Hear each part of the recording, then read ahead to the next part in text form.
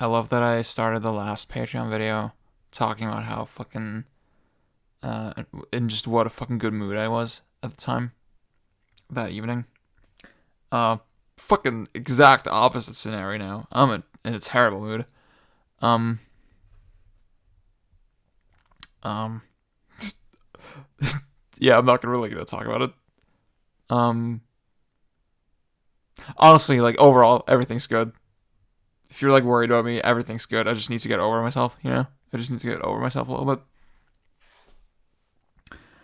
Um, I guess a thing I can't get over is the fact I turned 25 yesterday. Woo, happy birthday to me. Um, I had some cake. It was great. Hung out with friends. It was good. The cake was great. Friends were good.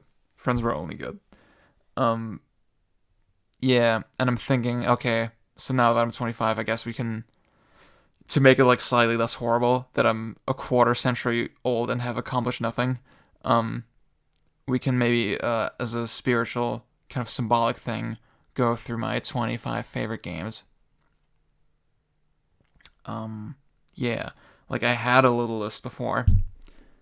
Um, that I probably like posted a couple times as well on the fucking Twitter. Know what I'm saying? Twitter's pretty cool. My laptop is kind of dusty. What the fuck? Oh jeez, I did not want that. Okay, it's still recording. Everything's fine. Um, yeah, and I just went through that list again today, and see, I mean, for the longest time, I've just been kind of worried that a lot of stuff on the list is just not super true to my feelings anymore. Like I just hadn't played some of the games, like a good number of the games, for a while. And really, I'm really the kind of person who cares a lot about playing games like repeatedly and sort of really understanding how I feel about them. And especially like, yeah, I mean, you will look at the games that I like that I've sort of picked, and a lot of them are like very replayable kind of games. Oh yeah, there's something on the list that I need to fix. Hang on, it's a secret. I can't tell you what it is yet, but yeah. That was very exciting. Yeah. All right. Cool. So yeah, I did make some tweaks to the list to like reflect some newer entries in it. Some like games that really have won me over like recent years and months. There's still some stuff on here where I'm like, I should really replay that before I say something about it. I guess also I should note, yeah, the number one rule with this list is only one per franchise, which makes it way harder, I guess. It's surprisingly when you have one per franchise with games, I think it's surprisingly way harder to actually come up with 25. See, if we were to do a top 50, then I would actually do sequels and stuff, or like multiple of a franchise, I should say.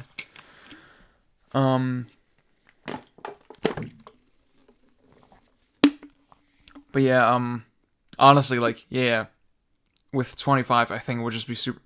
God, yeah, I don't know. See, yeah, a top 10 is always way easier. Um,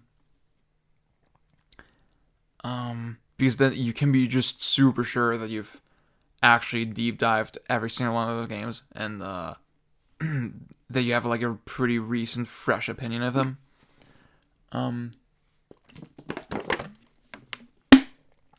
I think it's way harder with games than with other pieces of entertainment.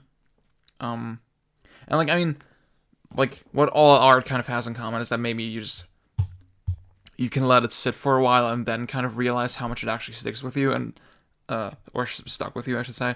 And there's a couple of those games on here as well.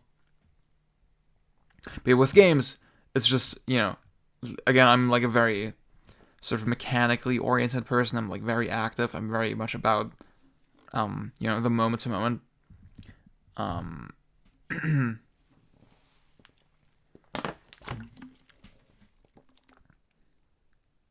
And when I haven't played through all of a game in a couple years and I still say it's my favorite, I sort of feel a little bit like a hypocrite. Like a hypocrite. So yeah, I guess get ready for that. Maybe in a year, I'm gonna do this. Am I gonna make this a yearly thing? Probably. Well, yeah, it's not worth it. That makes no sense. Um, I guess I should. Yeah, yeah. We're in November right now. I guess we might do a games of the decade list maybe next month. Hopefully. Whoa, that'd be cool. See, will not be, and yeah, I guess that's why it's a Patreon exclusive. It's not that serious. I couldn't do a serious games of the decade list. It would probably be terrible. Even though I'm such a fucking nerd, there's so much I just can't speak to intelligently. And yeah, I mean, I'm the kind of person who gets very annoyed, at very surface level takes. Like, oh, I just need to have an opinion on this stupid thing. So I guess I'm just gonna give the most basic shit after one playthrough. I don't like that. I don't want to be that kind of guy. Yeah, like I just realistically know there's a lot of stuff that I should play before the decade is over, and that I won't. I won't get to it. I don't even know if I'm gonna finish Death Stranding this year. That's crazy. Um, because I've just been so busy. Yeah, that was the whole thing. I thought to myself, I had this idea to do this video, and then I said, oh yeah, I'm gonna totally play through like most of these games, at least like the shorter games. Like, well, I can't say any examples now because I don't want to spoil the list, but yeah, I totally thought, okay, at least a couple of them I can easily play through again. But no, I just did not find time for any of them, to be honest. Yeah, because I've been so fucking stupid busy. But yeah, I think that's 7 minutes of preamble is probably enough. I'm just gonna get to it now. I did not take any notes, so it's gonna be a fucking disaster. I'm gonna go through the list, alphabetically, backwards.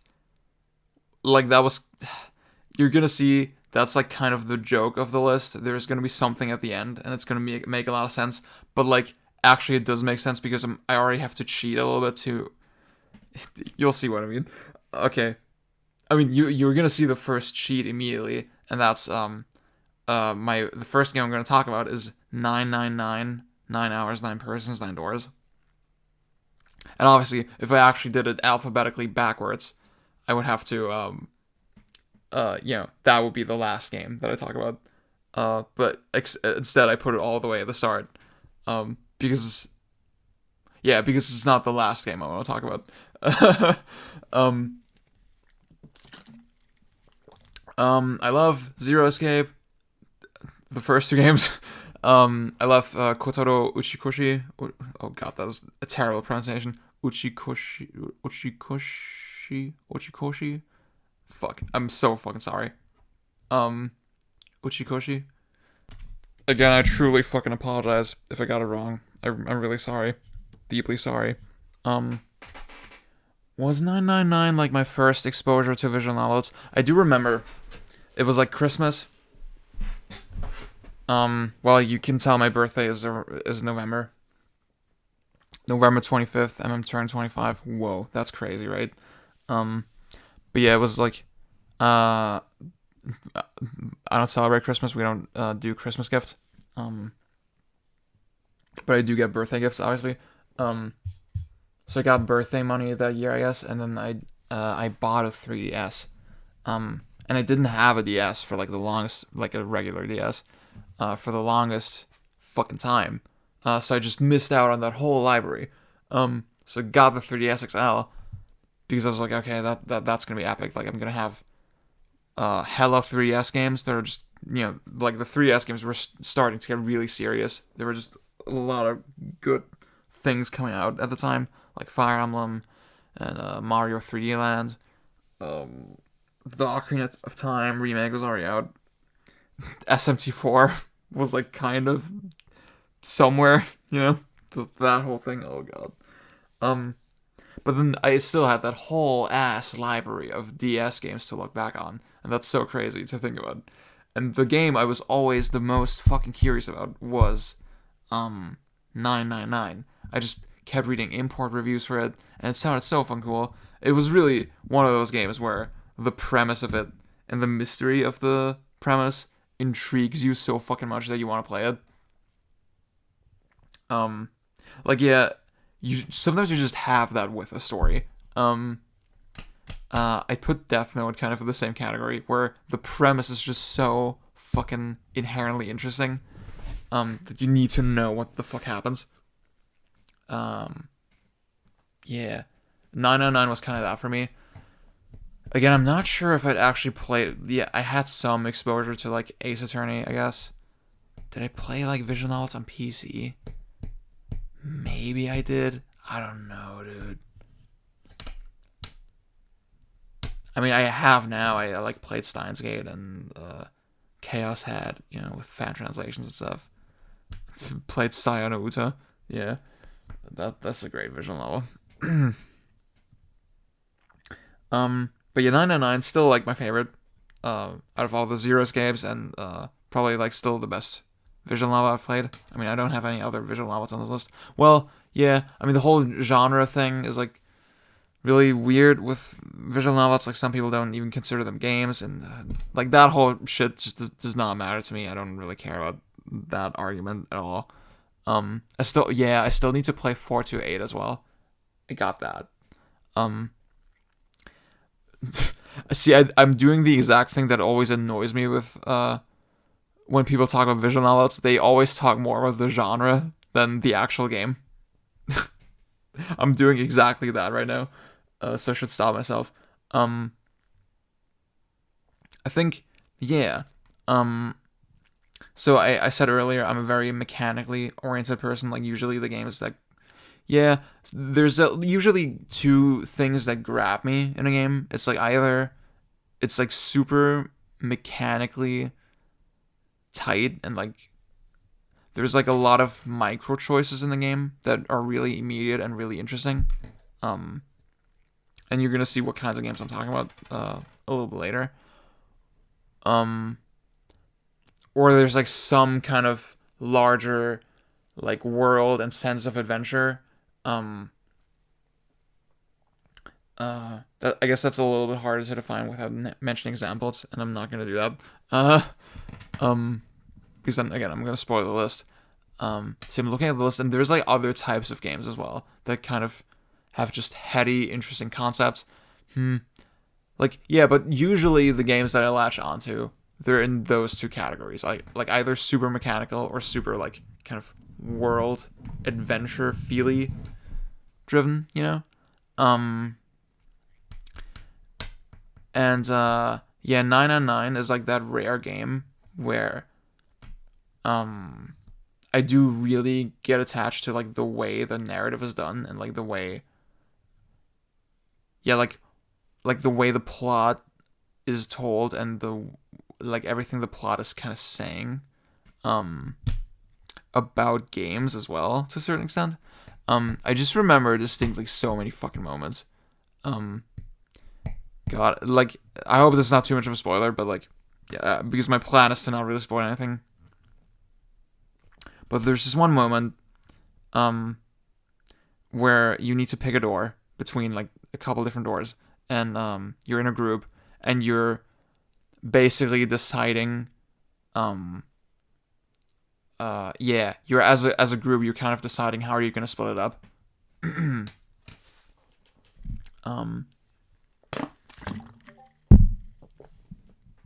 That was my Discord. Yeah, I'm not gonna worry about that for a minute. You're making a decision. You're making like sort of a plan. Okay, this is how we're gonna go through. But because you don't trust any of those motherfuckers, you actually have the option to go against that plan and just do something really crazy. And I did that on my first playthrough, and you have to keep in mind that it's a game you have to play through multiple times to see the full story. And like from that moment onward, the whole first playthrough was so fucking crazy, and so many weird things happened. I just could not let go of the game until I saw the end credits, like for the true final ending. God, dude, what a fucking ride! And yeah, it's really difficult to talk about it again without spoiling things. Like there's one thing about the Zero Escape series that's so goddamn genius. And it's like done even better in Virtue's Last Reward. And Virtue's Last Reward is a game, yeah, I don't love it quite as much as the first game, but it's like not a disappointing sequel at all. It's like a really fucking great game in its own right. Um, and like yeah, and the reason that is the case is because it does something like to justify its existence. You know, it's not just more 999. You know, um, but yeah, 999. I guess the plot does kind of, and the whole twist of it appeals to me a little bit more. Again, I think VLR structurally is just so fucking insane. It's like it really is truly genius. 999 not quite as genius. They just didn't push in that direction quite far enough yet. But like it already set the groundwork, and like it already, it takes your fucking headspace in that direction. Which yeah, like at the time I can't really think of any other games. Well, I mean, yeah, Uchikushi, he had already done like a bunch of visual novels on PC and stuff that were using kind of similar ideas. So I guess I shouldn't be talking out of my ass too much. Like, yeah, I remember Matthew Matosa specifically saying that once you played, they have all these games have weird fucking names, like Remember 11, Never 7, blah, something 2369. I think Matthew said that once he played one of those games, like the whole game was a huge slog, the way he described it, but then the final route was such a goddamn mindfuck that it almost kind of deflated the later Zero Escape games. That sounds insane to me, and I gotta do that. Yeah, I guess the other thing with 999 that I want to talk about is just the presentation and the vibe of it was just the classiest out of the three games. Like it felt like it had the highest production values. The setting felt so fucking well realized. The art was fucking beautiful. It had like this really, yeah, like that's the thing, man. Like Zero Time Dilemma. I don't want to shit on that game too hard, but god damn it. Even just thinking about the presentation, it just felt so needlessly edgy. Like it was, oh, we're gonna bring back the vibe from 999, Whereas 999 wasn't trying to do anything. It was just being itself. Kind of, it was just a scary, kind of unnerving game from the outset. Whereas, yeah, and with VLR, you could tell it was a sanitized game. You could tell they had to tone things down when they didn't really want to do that. So yeah, VLR can still kind of, cut it some slack. Whereas with Zero Time Dilemma, it's just, I don't know. Yeah. But yeah, that's another game. I played through it that one time, like all the playthroughs for the final ending. But like I have not touched it again since. But yeah, that's the kind of game where I feel like I don't need to, because it is so much of the experience and like the ideas and how it sticks with you. So yeah, that's my first game. All right, I just spent an hour crying and talking to my friends again. So we lost some time tonight. I don't know how many more I can get through these. We just finished one. It's already 20 minutes long. What the fuck? Yeah. I'll try to get as many as I can, and then I'll record the rest. Hopefully some other time this week. Yeah, I'm like determined to get these out on time this time. I need to record one more video as well. I think that's gonna be the one on Panzerruin Saga, probably. Yeah, I'm thinking that. Maybe I should do a less challenging subject, but we'll see. Okay, so the next game I want to talk about is Killer 7. That's another game I have not played through it in a long ass fucking time. And like that sucks because I really do feel like I would get way more out of it now if I played it now. Like out of the sort of the specifics, the specific text in the game. Because I guess one thing I want to stress, I was thinking about what I was gonna say about each game earlier a little bit, and See, with Killer 7,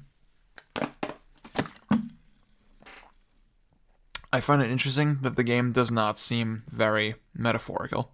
I actually do think a lot of what is in the game, a lot of what is in the plot, is actually played very straight. And maybe, I mean, to some of you who've played it, that may sound kind of insane and nonsensical, what I'm saying right now, but honestly, like you do kind of get a very clear idea of the plot, right? That there's this weird shadowy war between Japan and the USA. They have like these weird these like strained relationships, and there's like terrorism involved, and it's really crazy. Damn. See, okay. I remember making this tweet a while back that was like, Killer 7 is a game where I have no idea what the fuck happens, but I know is awesome. Whereas Killer is Dead, a later game by Grasshopper with some involvement from Suda51.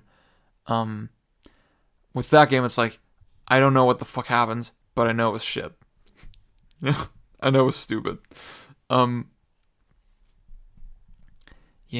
I don't want to get into Killer is Dead. Like, that's the thing. Sometimes, even if you don't know what the fuck is going on, sometimes you can just tell that there's something to a game. And when you can tell when it's either that or when it's just for the aesthetic and for show and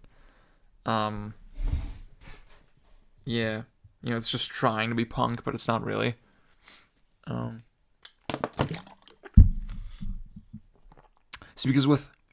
because with Killer 7, it's not just an aesthetic. The entire game is fucking weird. And like,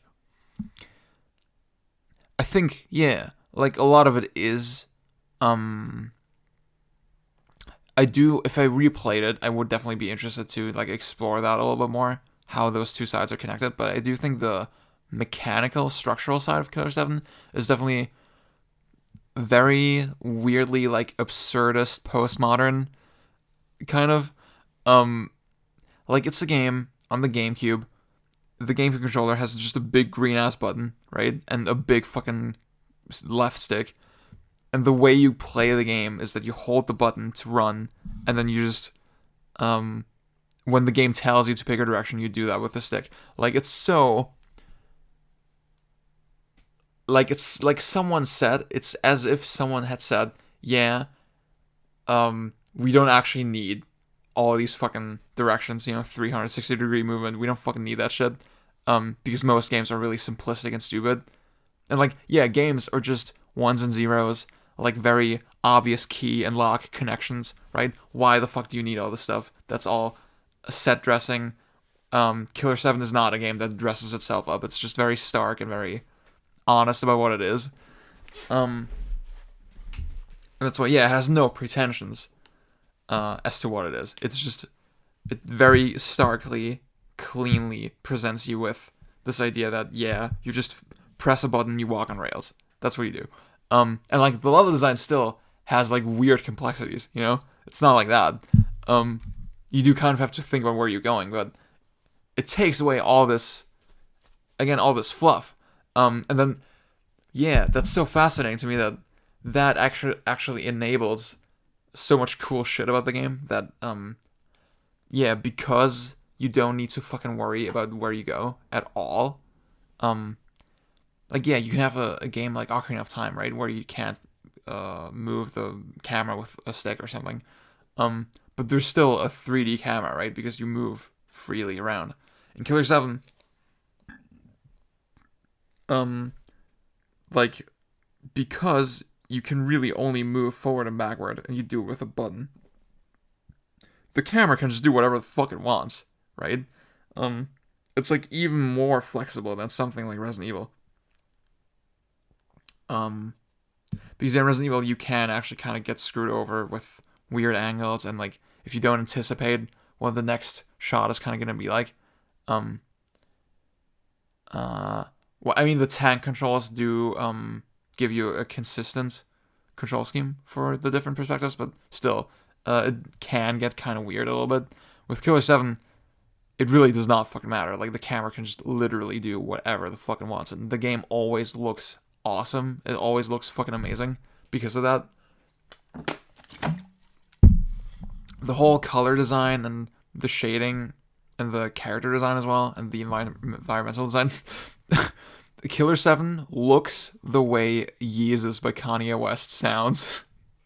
That's the best way I could describe it. Yeah. It's like the coolest fucking looking game ever. And it's so interesting to think that it's this avant-garde, crazy ass fucking game. Like, super artistic, super high concept, but it was released as like a mainstream, big budget, fucking headlining title by Capcom. You know, I mean, now we say, "Oh, Capcom is back," right? The reason we say Capcom is back is because Capcom used to be the shit. Capcom, they used to be fucking untouchable. They used to be number one. They used to have that status, like with Nintendo, I'd say. You know, that they're just leading the industry.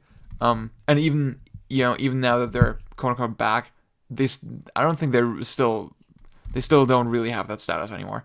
That's very sad. But yeah, Killer 7, you wouldn't think that shooting guns in Killer 7 feels as awesome as it does. Like, actually fighting the Heaven Smiles is so fucking fun. And because of the weird on-rails control scheme, there actually are some unique considerations. Like, even more so than a Resident Evil game, you know? And yeah, like, there's even, like, interesting stuff with the upgrade system. You have all these characters, and they all are pretty different. Obviously, you know, you're not so flexible. You do kind of stick to Dan for combat mostly, and then just use the other ones very situationally. But still, I think it's a very intelligent setup. And obviously, the way the whole Killer 7 like split personality story fucking pays off in the end is so amazing. God, dude. The ending and just the way the fucking credits kick in. Please don't listen to the credit song if you haven't played Killer 7 yet. God, dude. That still gives me chills to this day. Yeah. I still remember just my visceral reaction to the ending and all that. God. Oh, dude. What a game. Yeah, I definitely want to play that again. Fuck. Okay. Yeah, I guess, yeah, my final takeaway is like, yes, I wish I had something more concrete to say sort of about the themes and the sort of what the game was trying to say with its narrative elements. Unfortunately, yeah, I'm not in a position to do that. I wish I had a more personal story that I could relate to the game. But still, I hope you can tell that it really did stick with me a lot. It really is an unforgettable experience.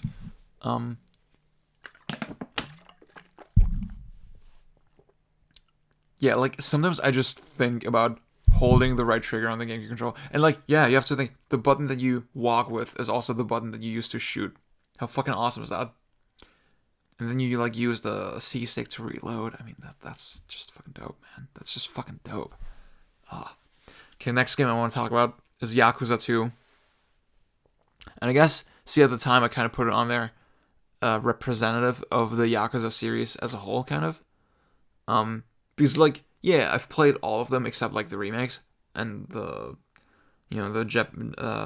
Japan imports, I guess, I haven't played. I own both Ishin and Kenzan. Haven't played them, though. Yeah. Well, I fucked with them a little bit, but yeah. It's beside the point. And 2, to me, still is the best game in the series.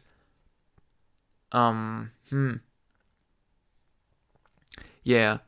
Like, Yakuza, just generally, I have my ups and downs with it, you know, I'm not, like, crazy about every single game.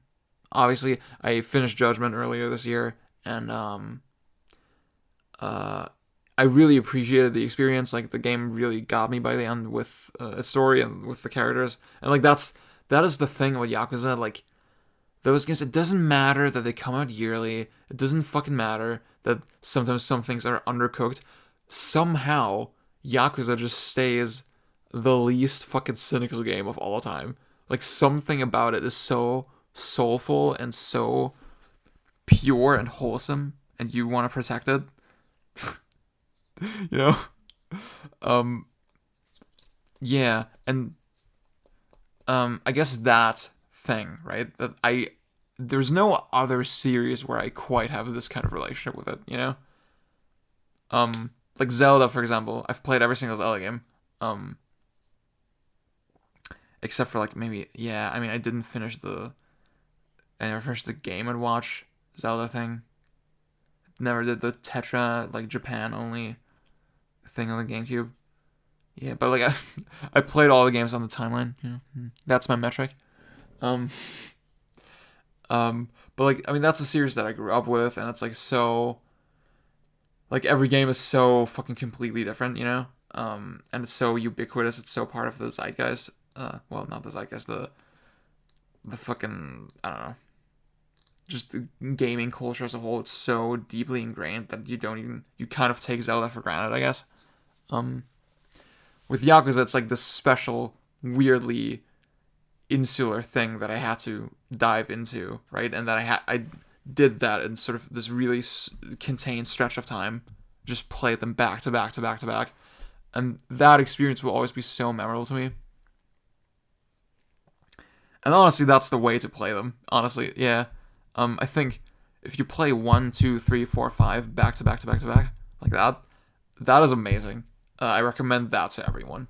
Yeah. That's the thing. When I did that, I thought, yeah, I'm gonna need a fucking break after each game. No, I just could not wait to jump into the next one every single time. And that's why to this day this series still has me. I'm very excited for Yakuza 7.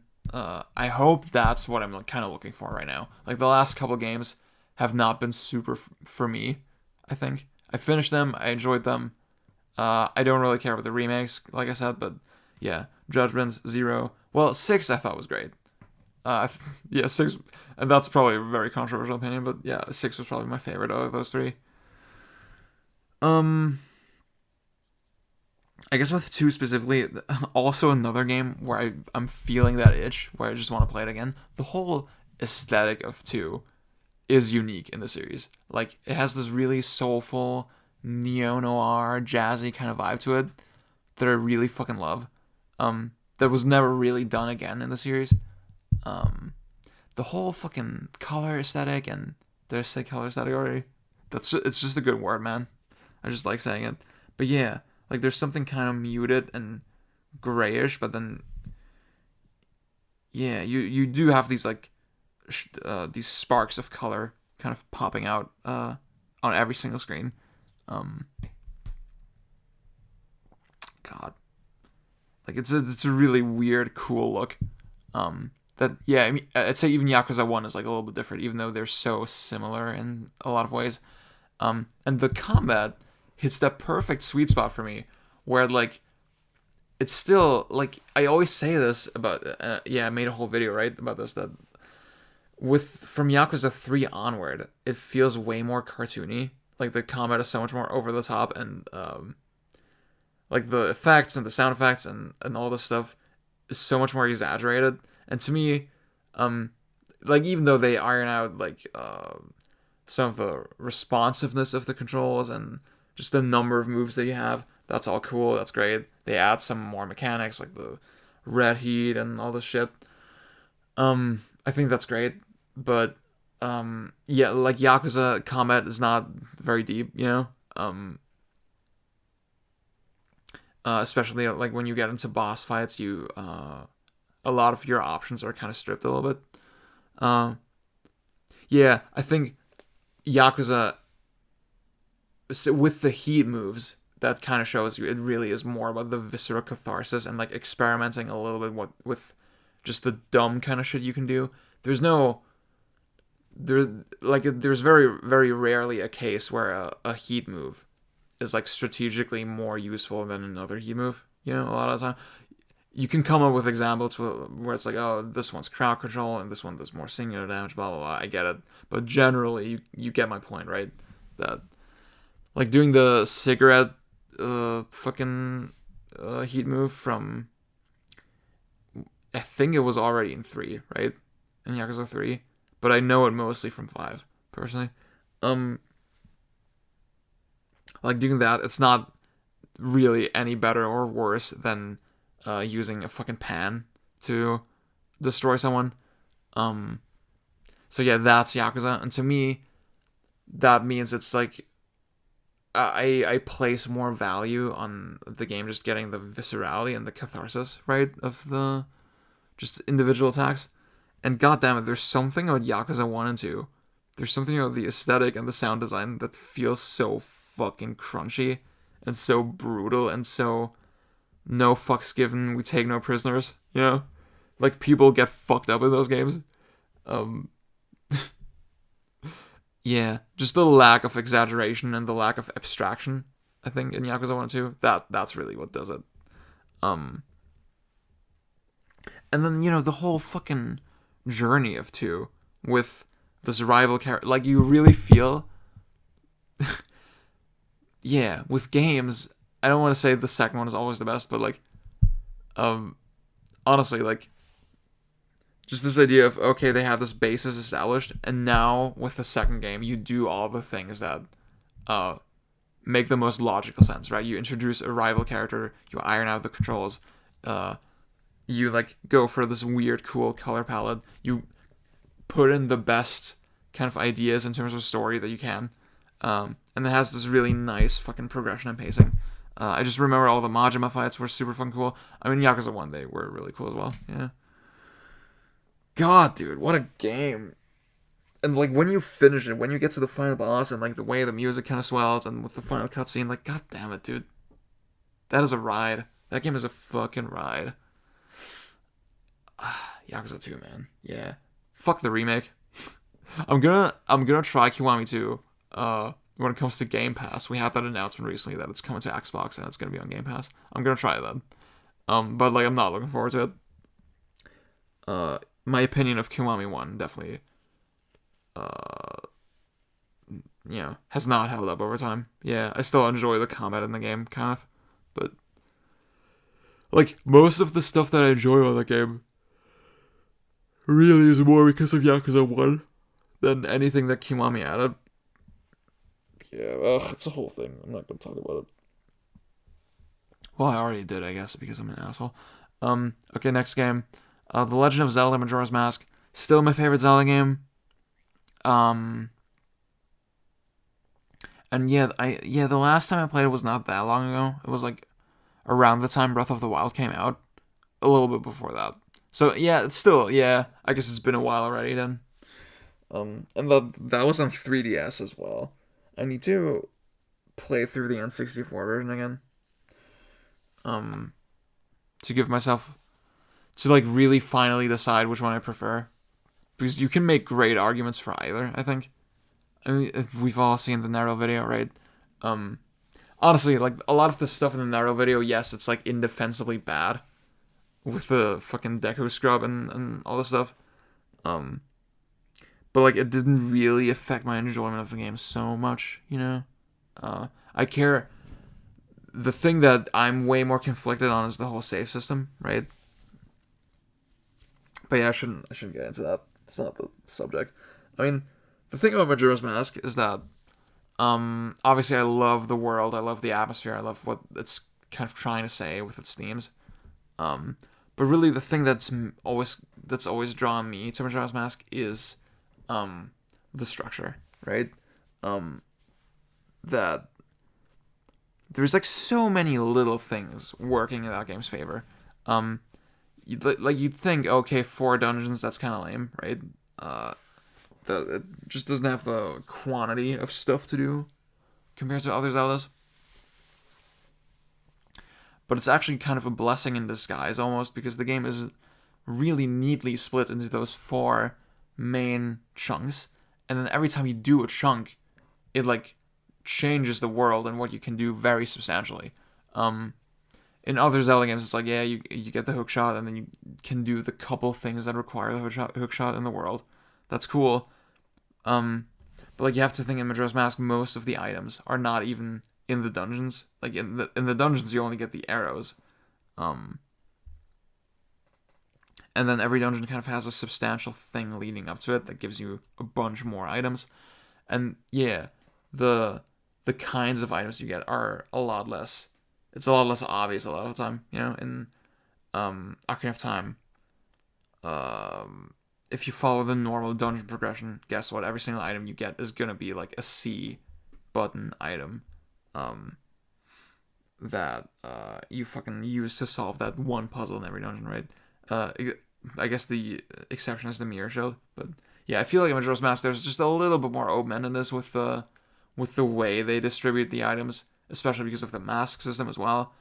Like, you can give yourself cool advantages by doing the side quests, and I mean, yeah, that's the other thing. The game is so side quest focused, and they actually implemented it really well into the overall structure. You would think with a game that doesn't really have much in the way of stats or RPG elements, you know, like that, that it would be hard to kind of have meaningful upgrades. I guess a thing that Zelda has always, well, not always, but often kind of suffered from is that a lot of the newer games are pretty easy in terms of difficulty. I don't know that one. Shut up. Oh my god, did you hear that? Wow. I did not say her name. Yeah, Zelda now kind of has this stigma that it's very easy. Breath of the Wild kind of did away with that, so that's cool. But, Zelda not a reputation for being a very challenging series. I'd say a lot of the older games are actually pretty challenging. Majora's Mask, pretty challenging game probably. And, yeah,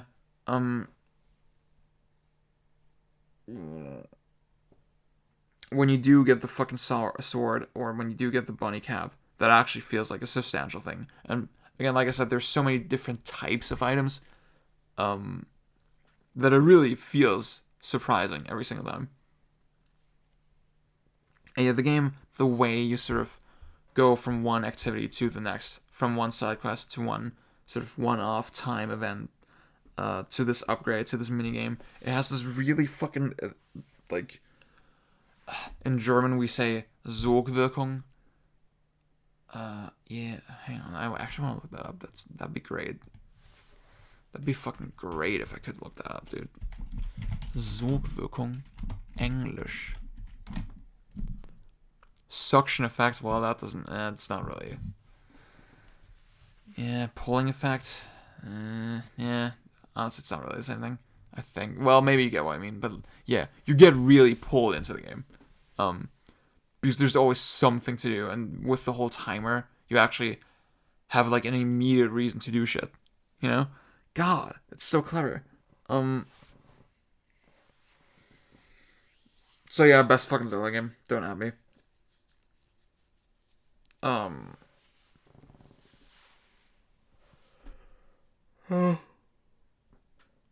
So yeah, all the first couple games that I put on this list, they're all like a little bit more difficult to talk about. It's very unfortunate. Like, a lot of them are less obvious. They're not games that I memed as hard as I usually meme games. Like my favorite games, yeah. The next one is Tekken Tag Tournament 2. Tekken Tag Tournament 2. I don't speak English, I'm sorry. Obviously, every fucking 5x5 or whatever it is needs to have a fighting game. And Tekken is my shit. Tekken Tag 2, probably the one I've played the most online and stuff. Man, I got very obsessed with it. I just remember I bought the game on like winter break or something for the 360, and I went so ass deep with it. I mean, yeah, I say ass deep. I didn't really look up the meta. I didn't really study frame data at all. With Tekken specifically, that seems very complicated. Tekken is a game that has so much fucking going on under the surface that you don't even need to understand to A, have fun, and B, generally understand the game. It really is one of those games where understanding your character is the most important thing. I really like that, because once you find that character that clicks with you, in my case that was Asuka in Lily, Okay, it's been a week. It's been a week since I fucking worked on this recording. Um, and yes, I genuinely just have time to do shit, like a good opportunity to do shit. It's not even that late. It's like 9 p.m. right now, and it's very quiet in the house for some reason. Well, I know why it's quiet, but God, I like literally legit do not have time. It's so fucking upsetting. And I'm really sorry. Um, Also, I have a fucking exam tomorrow. But I'm still. I mean, I did all my study for today. But like, whatever. I don't really care. I think it's gonna be fine. I did an exam today, and it was fine. Like, I was worrying way too much about it. Well, yeah, I wasn't worrying, and then I was worried that I'm not worried enough. You know, it was that kind of thing. But judging from that, the next two, like the one tomorrow and the next week, they're gonna be fine. Hang on, I need to turn off the heating. Oh God.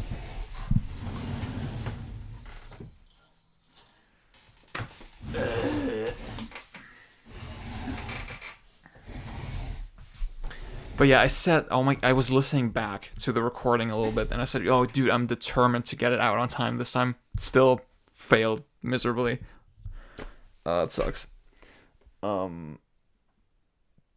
Jesus, yeah, the last one was hella fucking late. The Steel Ball Run review was like 2 weeks late or something. Jesus. And I need to do 2 videos for November still, and this is the first one, and I still haven't recorded the other one. I know what the other one is going to be, thankfully. I'm probably going to do both tonight, if this one doesn't take too long. Yeah. Fuck, man. And then I'm going to release them, like, on the weekend. Jesus. Oh, God, I still got to do an assignment for this week. Fuck. I need to, yeah. I'm sorry, I'm going so off topic, but like I definitely need to do like a Patreon update post, just apologizing and making sure people fucking understand, that life is hard right now, and like, yeah, I'm gonna have some time for winter. I just want to play hella video games on winter break, and yeah, finish some Let's Argues definitely. I don't know about Astral Chain. I don't know about the Astral Chain video. Yeah. I definitely need to do the Bayonetta 2 video. I mean, because it's a Patreon goal. I promise that I'm going to do that before Bayonetta 3 comes out. So I guess, yeah, that and Astral Chain, those are going to be my 2 main focuses for now. Because I gotta be realistic, right? I gotta be honest with myself. Well, realistically, I just can't make as many videos. I need to drop a lot of things from my ideas list right now. Because I just gotta be honest, I want to have a life, I want to hang out with friends, and yeah, fuck, okay. So Tekken, I was just saying how it's important to find a character that clicks with you. See, Tekken, it's so interesting because, yeah, I mean, a lot of 3D fighters, they have this. There's like a lot of little things about 3D fighting games that they kind of all share. Virtua Fighter was I don't want to say the first one. It probably was the first one, but that may be like there might have been something before Virtua Fighter, right?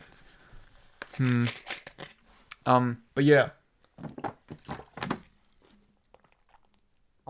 Wait, did Virtua Fighter 1 have this thing where did Virtua Fighter 1 let you walk into the stage? Like, forward and back, like, yeah, not left and right, but forward and backward. Was that possible in Virtua Fighter 1? I know juggles were kind of already possible in Virtua Fighter 1. Not really, but kind of. And I know Tekken 1 and 2. Well, Tekken 1 for sure did not have. You could not walk. Like, it did not have a Z axis, Yeah. With that, I'm pretty sure it was added with Tekken 3. I'm pretty sure that was the one. Tekken 3 had it for sure. I'm not entirely certain about Tekken 2.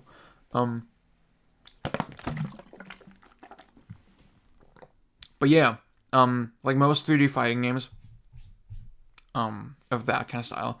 They use dial combo systems, so you need to remember sequences of buttons to do moves.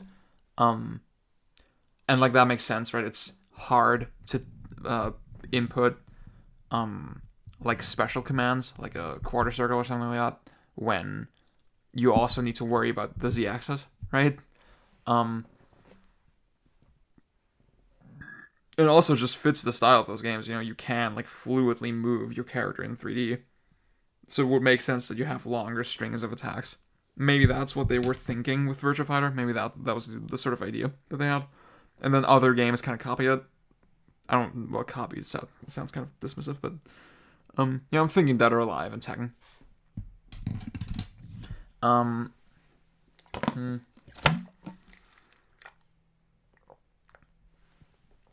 Virtua Fighter is definitely something I need to get into more now that I think about it. Like, people who love Virtua Fighter, they fucking love Virtua Fighter. They're so fucking into it. It is insanity. They always make it sound like the most amazing fucking game. Especially like Virtua Fighter 4. Yeah. That's one people always rave about, so I do want to play that. But yeah, Tekken, I was not always a Tekken guy. Obviously Tekken had this huge fucking ass reputation. Like Tekken 5, I'd say Tekken 3 probably wasn't the moment, but then Tekken 5 was another moment, you know, where it was like all my friends were fucking playing it, and I didn't really fucking get it at the time, you know. Like I said, you do really need to learn the sequences, the dial combos, because otherwise the game will feel kind of like you just can't do anything, right? And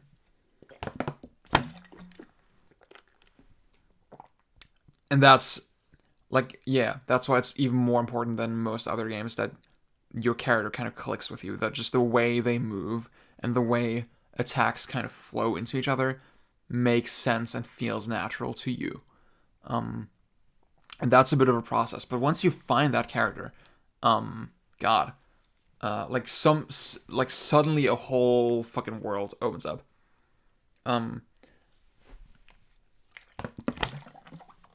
See, for me with fighting games, I definitely, yeah, I always struggle with these super combo heavy fighting games like the Marvels and like Skullgirls and Arc System Fighters. I kind of want to get into SNK fighters more because they are kind of neutral, footsie based, like Street Fighter, but just with a little more of a touch of speed and a little more of a touch of crazy. You know, like those Arc Sys games, for example. That's kind of what I want. Maybe I should, like Garu and King of Fighters and Fatal Fury. I want to get into those more. Did I say Garu or Garo? How the fuck are you supposed to say it? That is an interesting question. But yeah, so yeah, you kind of have that. You have Street Fighter, right, which is not really combo heavy at all. And then on the other end, you have a game like Marvel where, it's really about finding the most optimal setups and the most optimal ways to do damage and the most optimal ways to trap your enemy and stuff like that. And the sequences like get so complicated and so like you have to be really creative as well, and that's why I totally understand that Marvel is as fucking beloved as it is. I kind of want to drink the Kool-Aid with Marvel Infinite. I kind of want to try that tonight. I said that on stream as well. Like Maximilian really loves that game.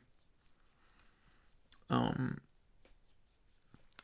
it seems like the whole tax system and all that, to me, that seems like it's probably more accessible. It's probably gonna make more sense with my brain than previous systems. I don't know. Who knows? Also, yeah, it's cool that it's developed in-house by Capcom, right? That's kind of dope. That was not the case with Street Fighter 4 or 5 or Marvel vs. Capcom 3 or fucking Street Fighter Cross Tekken. Oh god, dude. Yo. But yeah, Tekken and I guess Virtua Fighter and Dead or Alive kind of have the same thing. with those games is that they are a little bit slower paced, right? Kind of like a Street Fighter. It really is about finding that one opening in the neutral. And just the way the hitboxes kind of work with each other is really intricate. And movement is super fucking... There's so much to the movement in Tekken. It's very, very famous for that. And I'm never going to learn how to wave dash. Or Korean backdash or all this shit. But, it's fine. Whatever.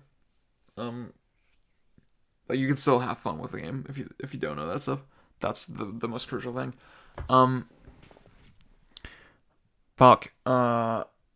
Yeah. So. Oh shit. What was I saying? Yeah. You gotta open up the enemy, and then usually the way the combos actually happen is as a juggle. You launch the enemy into the air, and then you juggle them with attacks. And that, to me, like, somehow, that makes so much sense with my brain. Like this extra element of, I get a little bit of actual, like, time to combo this enemy, It's not like, if I screw up once, they can just block, and then, my chance is gone. No. I, like, need to sort of naturally kind of feel out when to attack and what the best approach is, and how many attacks I can get in, and like just manipulate the physics of the game a little bit. Like, to me, it just feels that a little bit more lenient, and I guess you could say, yeah, it's way more like an action game, like a Devil May Cry or a Bayonetta. Obviously, yes, I know Tekken was a thing way before Devil May Cry 1. Yes, you don't need to tell me that. I know. I'm just saying I'm used to that, and that's why this, to me, is like such an easy transition compared to, fucking, Marvel or something like that. And Man Tag 2 just had a whole, like, even though it doesn't really have much, it's like a non-canon game. It doesn't really have a story.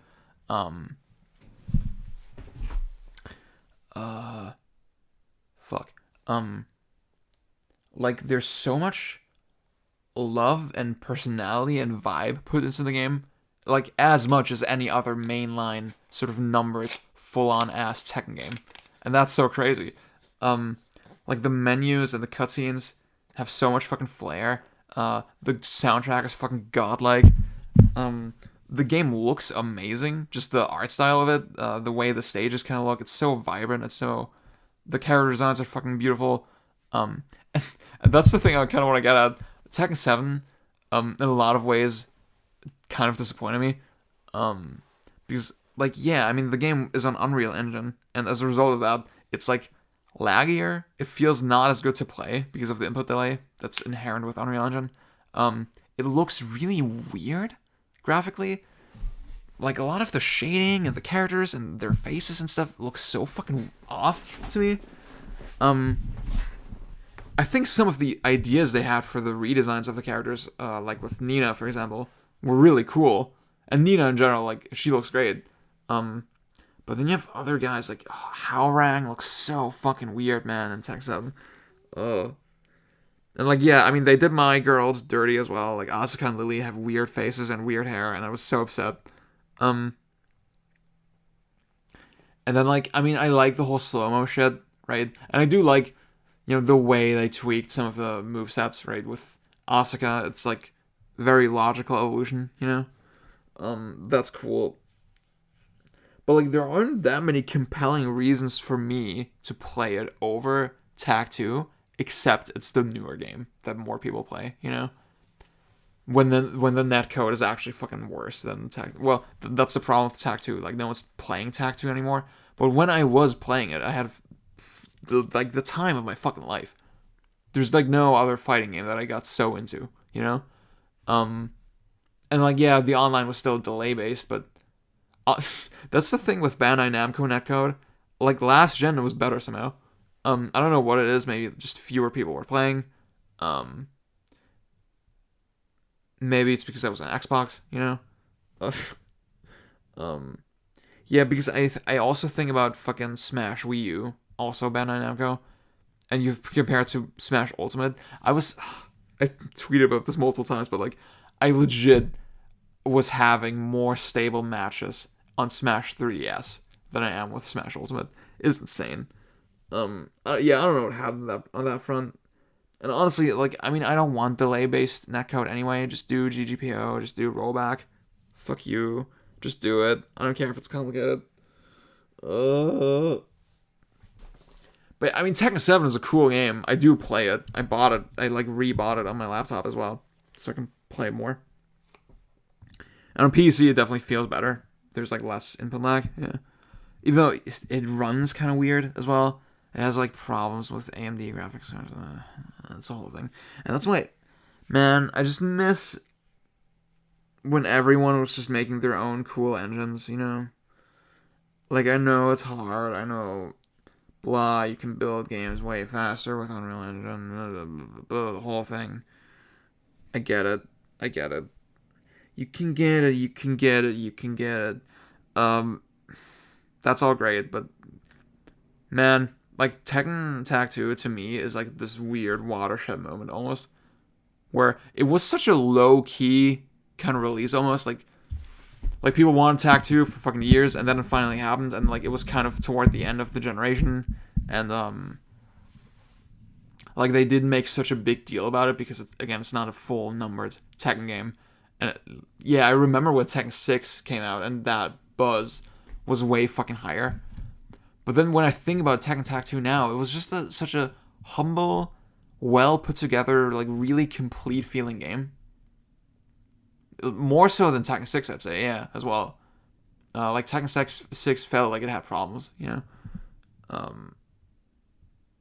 Whereas Tekken Tag 2 just super fucking polished. Oh man, what a game! What a fucking game! I do feel kind of bad putting out this list when, you know, it's like probably. Yeah, it's probably one of the games that I've explored the least. Even though I've played it a lot, but again, I'm not an expert at it at all. I don't understand the high level play, you know. But you just gotta follow your heart, you know. You just gotta be honest with yourself. Yeah. And this is me doing that. Let's talk about Super Mario 64 next. Oh my god. Super Mario 64 is a game that I grew up with and obviously loved, but I didn't realize how much it appealed to my like sensibilities now until I like went back to it as an adult, you know? Like I didn't realize how much my tastes not only shifted over time, but also became more clearly defined. Like I became way more clearly aware of what I like and what I look for in games. Mario 64 is exactly it. Like, when I... That's the thing. Oh. Yeah. God. Yeah, so, when people ask me for my number one favorite game, right? I'm not going to say the answer now, because it's... I mean, most of you know what the fuck it is. Yeah, that's the whole joke with this video, right? I'm going to say that game last. Okay, I'm going to reveal... We're an hour, and I can reveal that now, right? I'm going to do that, and that's why I'm doing it alphabetically backwards. Because it almost works out that way. And, like, the answer that I have for that is just kind of a weird answer. Like, I think most people, most, like, casual gamers, aren't really going to understand it. Like, why that's my favorite game. That's why I'm way more comfortable just saying, yeah, Mario 64 is my favorite game. And, like, honestly, that works for me.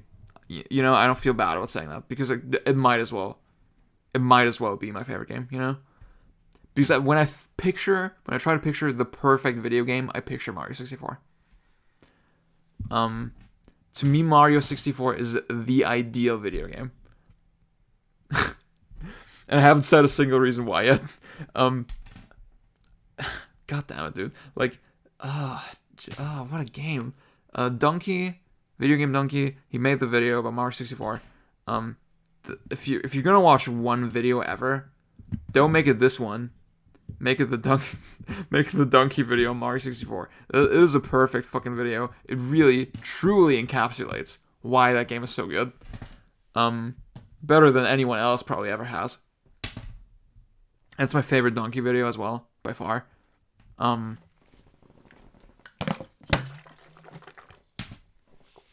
Mario 64 is a game that's so fucking immediate. You jump in, and you immediately, from second one, you have fun. Not only do you have fun, but it's an interesting game.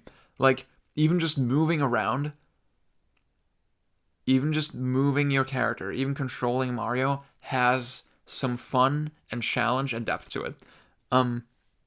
Just with the way he accelerates and the way he sort of slides and turns, and it feels so fucking good to move in that game. But like, yeah, I hate saying, oh, this feels so good, right? Oh, doing this feels really good. People think so much about, or how do I explain this? Like, we talk a lot about like juice and game feel and fucking hit stop, slow-mo, effects, screen shake, all this stuff. Really important stuff. But I think that's not where it should end, you know? I think that's not where the conversation should end. Just because doing a thing feels good doesn't carry the entire game, you know? There needs to be a little bit more to it than that. I think about a game like Super Meat Boy, right? Fine game. I'm not like crazy about it, but it's whatever. And the controls in the game are like very direct, and you really understand how your character moves and stuff. I think Celeste may actually be a better example, because I mean Meat Boy does have some interesting things about it, that you're like slide along the walls a little bit. That's kind of cool. When I think about Celeste, for example, like it's very direct, very precise, immediate, blah, all this stuff, or Mega Man or something, yeah. Well, that's the whole thing. I think about a game like Celeste, and people will tell you, "Oh, it feels so good to like move in that game," blah. And I'm like, it's polished, right? But is it really that interesting or special? You know, that's what I think about. And that's also what I think about with Mario 64, with Mario Sunshine, I mean, or Mario Galaxy. I think Odyssey kind of brought it back. That's this thing that I'm looking for in the controls. That there's just a little bit of a learning curve, and that there's just the pure act of moving has some depth to it. Like that I actually think about, okay, how do I use the slope? How, like if I lean into the turn, can I do something with that? Blah, shit like that. There's so many just little interactions. It's so fucking hard to explain, you know? You just gotta play it, and you gotta not just play it, but like actually try to understand what's going on, you know? With the controls. And really fucking appreciate it. Fuck, man. Yeah. And see, I talk shit about, I don't want it to sound like I'm talking shit about Celeste. I actually know that there's like some tricks you can use, right? But that's not what I mean, really. You know? It's so hard to explain. God. Because you have to think, with Mario 64, the way the mechanics kind of work, that flourishes into every other aspect of the game. It bleeds into every facet of the game. Like when you see a gap in Mario 64, the way you think about it is way different than it would be in any other platformer. Because it's like, I can do a wall jump, I can do a long jump, I can do a dive. And it's like, all those things are inherently fun. All those things are inherently kind of interesting. Even if there's not that much of a benefit to doing one over the other, it has this kind of almost Devil May Cry-y sense of, yeah, I'm just doing it because it's kind of stylish. And it feels rewarding, even though there's no like system in place to like, well, I mean, you can play the game faster away, I guess, and that's cool. But like, yeah, there's nothing like grading you, and like I think that's fine. You know, it doesn't really need that at all. It's just inherently so fun to do things that's completely fine. And like the level design is fucking perfect. Like the level design is still so, I can't think. Man, that's the thing. Like, so fucking long, I've wanted a game that's literally just Mario 64, but more of it. Because no other game, to me, scratches quite that itch. Of like, you have a sandbox, and it's like kind of big, but not so big. And like, it's also not, it's open, but not so open. I think about Bob on Battlefield, and it's like, you have somewhere you need to go, but there's like multiple paths to get there. And it's not an open plane. It's like actual paths, and every path has something to it that's kind of interesting, you know? And they all kind of intersect and intertwine. And no other platformer that I can think of has really quite done that. Like, even Mario Odyssey, like, it is... That's the thing, Mario Odyssey to me was the closest approximation of that, still. Even though it was way more open. It actually had, like set pieces, I'd say, where it felt like Mario 64 again. Where it's like, I mean, I think about the sand level, the first one that you get to, and there's so many little ways to like skip parts, and like, I mean, part of that is because the mechanics are so open-ended, and that's like, that's a bit of a double-edged sword as well.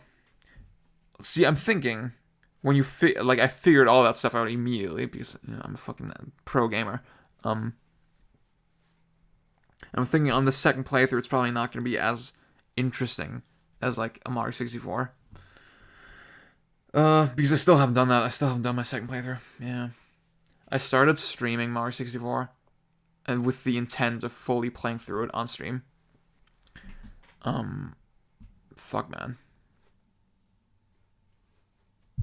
I should get back to that.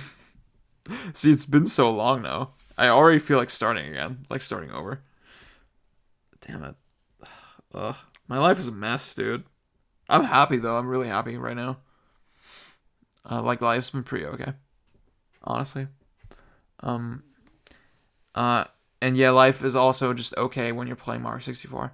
And like, the game is fucking beautiful. Like, especially when you're playing it on like a real N64. With like a nice scaler, it looks so fucking gorgeous. Just the color palette is so much, like, God. See, sometimes you just see me posting images of fucking Sonic Adventure, like Emerald Coast, that level, like Sonic running along the beach. Just shitty Dreamcast screenshots, and I always say that's my fucking aesthetic. Mario 64 is also my fucking aesthetic. Like, do you understand what I mean when I say that? Man, what a game. Fuck. Yeah. Mario 64, borderline my favorite, number one favorite game. I've really come to understand that over the years. I love it so fucking much. Like, man. I want to pick up the controller and play that right now. It's, like I said, it's so immediate, direct, and so immediately interesting as well. Yeah.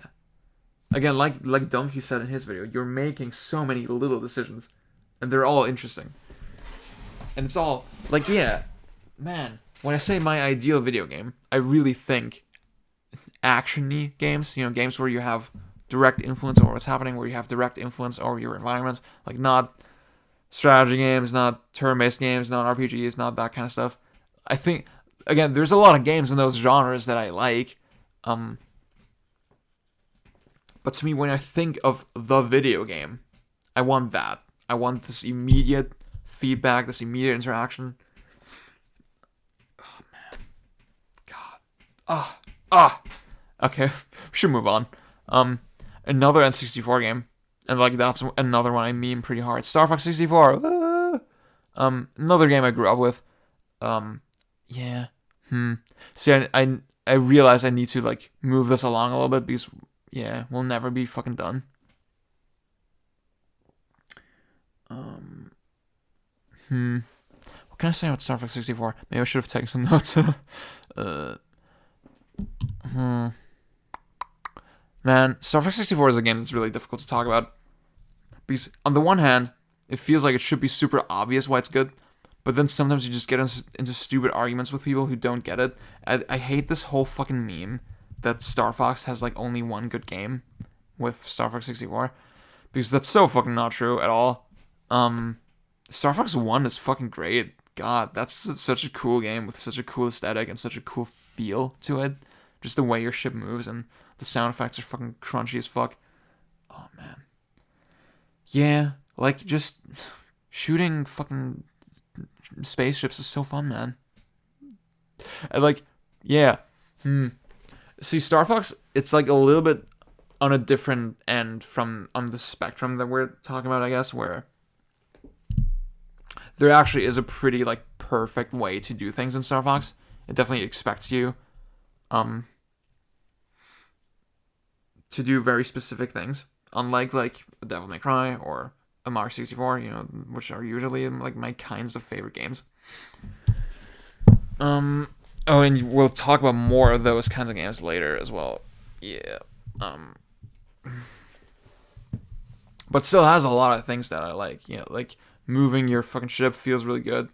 The sound effects. See, oh god, Star Fox 64 3D. It's like not an offensive remake, but there are so many little, tiny, idiosyncrasies with the sound effects and like just kind of the graphics and the voice acting, especially. It's not necessarily better or worse. It's just different, and that throws me the hell off. Yeah, I do not recommend that version, to be honest. And like something about the controls feels really weird as well. I can't really quite place what it is. And like, yeah, it's not, you're not gonna perform worse, you know? It's not like something is wrong with the controls. It's just different and it feels weird. And not as fun, you know? It's the whole thing. I guess Star Fox 64 is just a good example of like these really, you know, like why on rails games are so cool. They're so fucking tightly paced and cinematic, and the word cinematic has been so poisoned with games, but I was streaming Panzer Dragoon 1 recently, right? And you have such this really cool sense that the designers are really controlling every fucking like part of the adventure while still retaining player control at all fucking times. They never break the player control. I think that's really, that sounds so obvious. And like, I mean, games have been doing it for fucking years, but I mean, look at AAA games now, you know, like God of War and fucking like every Sony game, you know, where you're constantly forced to stop and smell the roses. When fucking Star Fox on the N64 gave you this experience that felt really designed and paced and thought out and cinematic, but it was still gamey as fuck, you know? It was still a fucking gamer's game. And yeah, it really, you know, by nature, it is very much about like reacting to things, which usually that's not like something I super gravitate toward. You know, I want to make interesting choices, but in Star Fox, it's just so fucking well done. Well, I mean, you have the multiple paths, right? And that's not really, those are not really strategic choices. It's more like a meta choice, and that keeps the game interesting. And I guess it's really one of the things that spices it up. Like there's always like little things you can do to challenge yourself a little bit, even if you're not necessarily going for the highest score. And got just the scenario and the setting and the characters and the vibe of it, how cheesy it is. The ending, like the whole last mission on Venom, and then the epilogue cutscene, it just gets me every time, man. Oh, what a fucking game. Do I have an N64 Rumble Pack? Fuck, man. If I don't, then that sucks. Because I actually bought a copy of Star Fox 64 again recently. By the way, it was called Lychee Wars in Europe. That's fucking. See, I'm from Europe. I don't believe that. I don't buy it. I'm not about that. I'm gonna call it Star Fox. Let's move on. Next game is Sonic 2. Fuck. Yo, Sonic 2. I used to be a Sonic hater. That's so crazy to me now. Because Sonic is like my whole ass aesthetic now. I fucking love Sonic. I'm a fucking bitch for Sonic. Just I look at the Japanese box art for like the Mega Drive trilogy of Sonic games, and it makes my heart sing. Just the whole aesthetic and the vibe of it is so my shit. And Sonic 2 is the game. Like, obviously, for a lot of people, I think what it is they didn't grow up with Sonic, and then they play Sonic 1 in, like, an attempt to understand it. And then because Sonic 1 is kind of rough around the edges, you know? Like, I appreciate that game, like, in hindsight now. And I have fun playing it. Just knowing what it's like, you know? Just being prepared for all the weird bullshit. But yeah, if you just get kind of stuck on Sonic 1, you're gonna keep thinking, yes, Sonic is just bad, right? But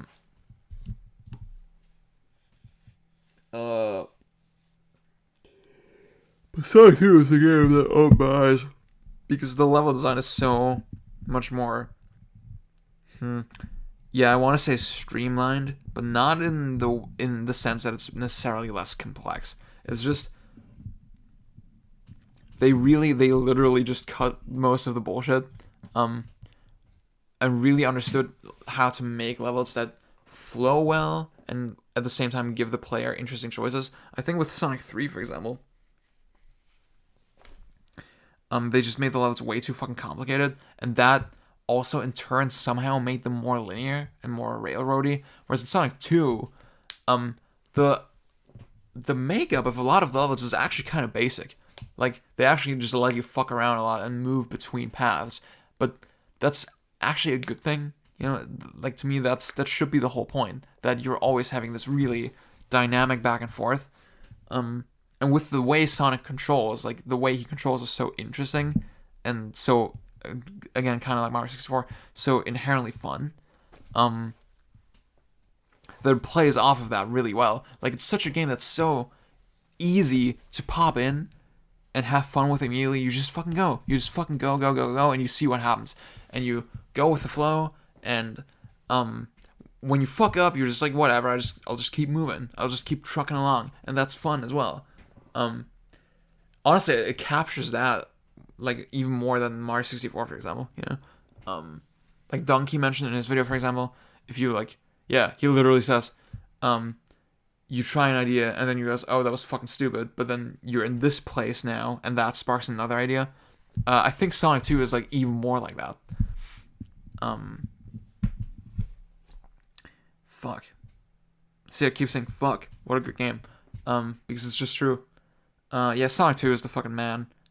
That's the thing, I only really got into it around the time Sonic Mania came out, and I've played through it since so many fucking times, because I can always throw it on. Please put it on the Switch.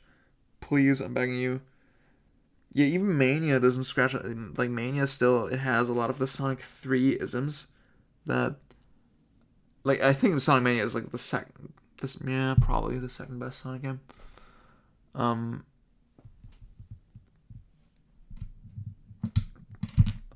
Way better than 3 as well. But yeah, Sonic 2 is just a little bit more stripped down. Doesn't try to overachieve, you know? And it just ends up being the more replayable game to me. Because of that. Also, Sonic Generations is fucking lame. The Boost games are fucking lame. They adapt the formula of the path structure with the y-axis paths. They adapted that in the most basic surface level ass way, without actually, like, understanding how that's supposed to be fun, you know? It really upsets me when people say Generations is, like, the best game. Ugh. I still haven't tried Sonic Colors. I don't do that.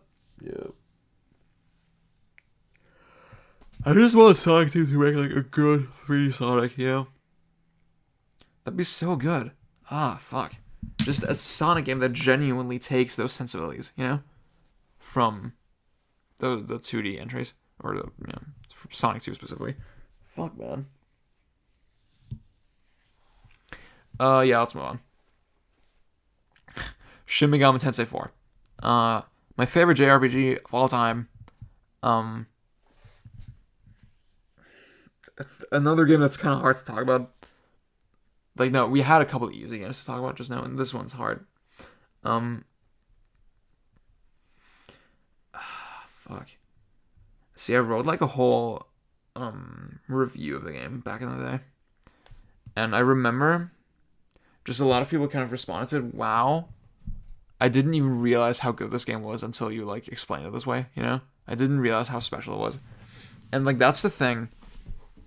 I think with SMT, a lot of people come to the series for different reasons, or like reasons that are different from my own. They appreciate just things way differently than I do, personally. The thing about SMT4 for me is that it's a truly just incredibly fucking absorbing world. You get so in the zone when you play it, and it's a game that doesn't hold your hand. It's a game that it doesn't fucking tell you what you need to care about, and you still see it doesn't. Yeah, it doesn't force something down your throat that you need to care about, while at the same time giving you clear goals and clear interests. So to me, it's that perfect balance between something like Nocturne, which is like so basic and like kind of stupid, like nothing really makes sense, and like the characters are always just spouting cryptic bullshit at you, and you have no reason to fucking care about anything. And again, no one's ever like provided like a convincing argument as to why I'm wrong on that. That's the thing, people don't want to talk about this stuff because they know they're wrong. Fuck Nocturne. And then Shin Megami Tensei 4 Apocalypse, the sequel to this game. Fuck that game even more than Nocturne. That is literally the worst game I've ever played. Like literally straight up. That's not a joke. That's not hyperbole at all. It is the worst game. The most I've ever hated a game was that game. And I still finished the whole thing because I'm a fucking stupid bitch. To see that comparison just shows how important those like subtle differences are, you know? Just SMT4, a game that doesn't treat you like a fucking child, and like the way it presents the world to you, the way it's paced is so fucking compelling and like thoughtful and intentional and deliberate, you know? Like when you find one of those terminals, one of those teleport stations, it always feels like this huge moment. You genuinely feel like you're slowly, bit by bit, uncovering this world. You feel like kind of like an archaeologist, almost, you know? What a fucking vibe. And I love the whole fucking aesthetic. I love the messages of the game. Like, there's a lot you can say, but like, people meme the fucking story so hard. I don't fucking care. I think the writing is like pretty basic and just it tries to accomplish what it wants to do. You know, it doesn't do more than that. And I think it does exactly what it wants to do, exactly the way it needs to do. You know, it doesn't overexert itself ever. Again, that's the sense I get with Nocturne, right? That it just tries to be. I mean, I made a whole video on Nocturne. You can just watch that, right? Where I go into way more detail. Whereas with SMT4, I always clearly understood what my motivations were, and why I should care about things, and why stuff is important, and I did all those things without, again, feeling like I'm being treated like a child. See, the combat and the RPG systems is just the typical SMT goodness, and yes, there's stuff you can fucking criticize about the game balance with the smirks and with the fusion system, blah blah blah blah blah. I don't give a fuck. I don't give a fuck. See, I think what people need to understand is that RPGs, like a lot of turn-based RPGs, they just live off of way more things than just the moments-to-moment combat. A lot of RPGs are just a larger experience, and you need to care about like your party and developing your party, and what like again, just like with everything else about this game, the combat system accomplishes exactly what it needs to do. Like it's very fast-paced, and it's high stakes. Those are just the two most important things. You do fucking care about every move. Because yes, you're a fucking killing machine, but you can die just as easily. And the design, again, feels very intentional and very thoughtful. I do want to play it again someday, on hard mode, just to see how the balance kind of shakes out. Because the first time I played it, I didn't know what the fuck I was doing, right? And I went for a more balanced character, and that's a bad idea. You should just focus on one stat.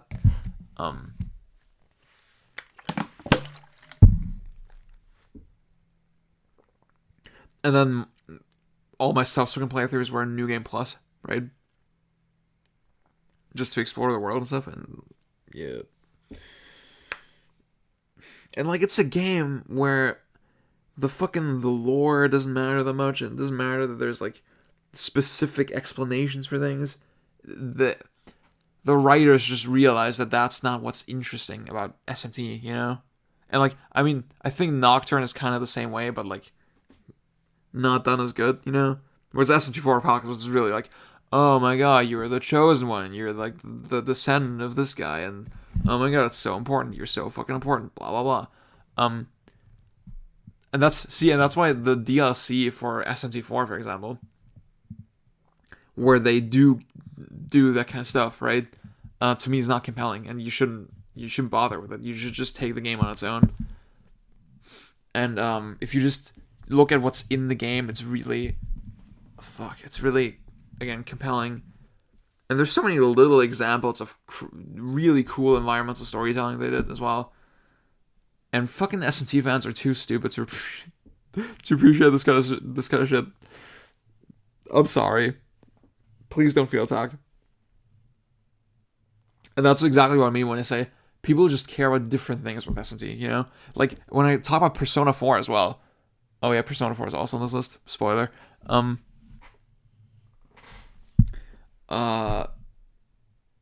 Yeah, maybe I'll talk about Persona 4 right now because I'm in a vibe.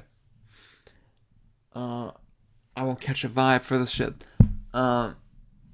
Yeah, when I talk about Persona 4, for example, I talk about I'm going out at night. I feel like I live in this town, you know. I feel like I'm making friends, blah, blah, blah, all this cool stuff. I feel like I'm helping people, and I like that.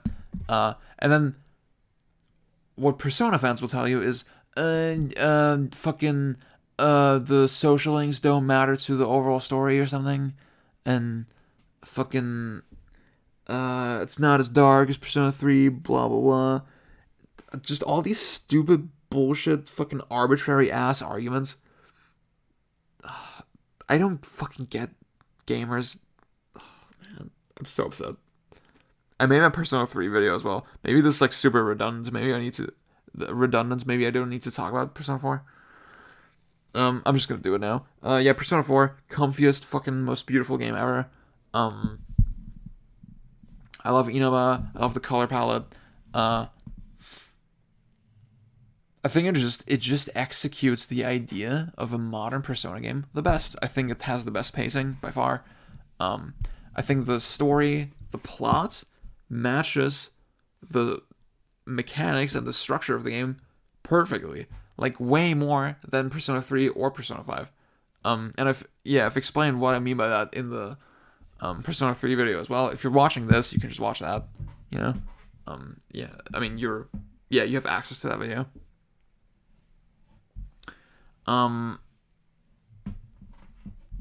And like, there's just a lot of stuff in Persona 5 that you would think makes the game objectively better. But like, when I think about it now, it's like, no, I don't really care that the dungeons are more designed because they don't use it for anything interesting. Well, the later dungeons are pretty cool in Persona 5. I don't want to shit on it too much. And I'm so fucking in the minority on that. Like, so many people have told me that that's where they started hating the game. To me, it was the exact opposite. That's where I kind of started having fun. With when the dungeons got a little bit more complex. And like less handholdy. Yeah. But that's the thing, for the most part, Persona 5 is so fucking handholdy. And Persona 4 is not. And my good friend Bjorn made a video of Persona 5 Royal. He's playing the import version. And it's like apparently they did not fix any of my issues with the game at all. They did not address anything like the pacing and the dialogue and all that. So fuck that, I'm not gonna play it. I've decided I'm just not gonna be interested in Royal anymore.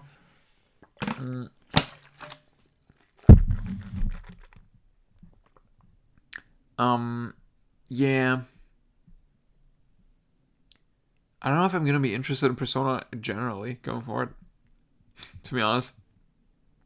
Fuck. I'm definitely gonna keep an eye on SMT5 to see how that shakes out. I hated fucking Apocalypse, like I said, but man. Persona 4, like another game I really want to play again just to really sort out how I feel about it. But right now, when I think about it, man, those memories of playing it are so fucking precious to me. The vibe of the game is so fucking insane. And sorry, I think Golden is the better version. Fuck you, I don't care. Going out in winter and the fucking song plays. Oh, dude. That's the shit that I care about with Persona, you know?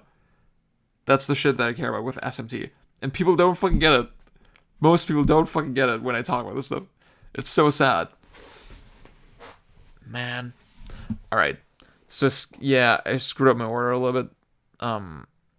The next game after SMT4 actually was Shadow of the Colossus. That's another game that's just been talked about way too much. I think the thing I will say, so the remake is fucking disgusting and you shouldn't play it and it sucks. It's stupid and dumb and bad. And made me really upset. Honestly, I've never had this, like, yeah, have I talked about this? I think I've talked about it like on Twitter, but just the experience of playing it was so fucking surreal because I experienced all these moments that I loved, but I felt nothing, you know? The game just made me feel nothing because it was so much more poorly done than the original in so many ways, and that kept me pulling out of the experience, and it kept pulling me out of the experience. Did I say that like that, or did I do wrong English? Fuck. Doesn't matter. It kept pulling me out of the experience, and it kept distracting me, and yeah, it feels terrible when you know it's a good game, but like your heart just doesn't respond at all, you know?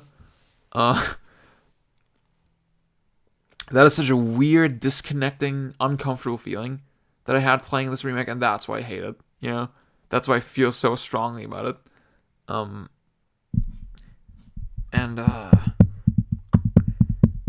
The thing is that I played through the game again right after I finished the remake on PS2, and it was only then that I understood how much I actually liked it, you know? How much I actually appreciated this game. And like, I had, like, now that I'm an adult, because when I played the game I was like, 15 or something, for the first time. God, that's so long ago now. God, fuck. Playing it now, I just have a much more nuanced emotional response to the game. And I don't want to spoil anything, but like, I think about the final Colossus especially a lot. Like, there's so much about that whole encounter that went so over my head when I first played it. Like, with what they're trying to say about it. Just the whole way it's staged and the whole way it's done. That it really fucking hit me super hard. And man, it's just this really fucking beautiful artistic masterpiece. Masterpiece. Fuck, man. Yeah, I want to play that again right now as well. God. Yeah. And that's the thing. Like, it's another game. It expects you to do very specific things, right? Every boss is more like a puzzle. But somehow, it's still fun to do. I mean, I shouldn't say fun. And if you've played, you know what I mean. But yeah, and it's still a do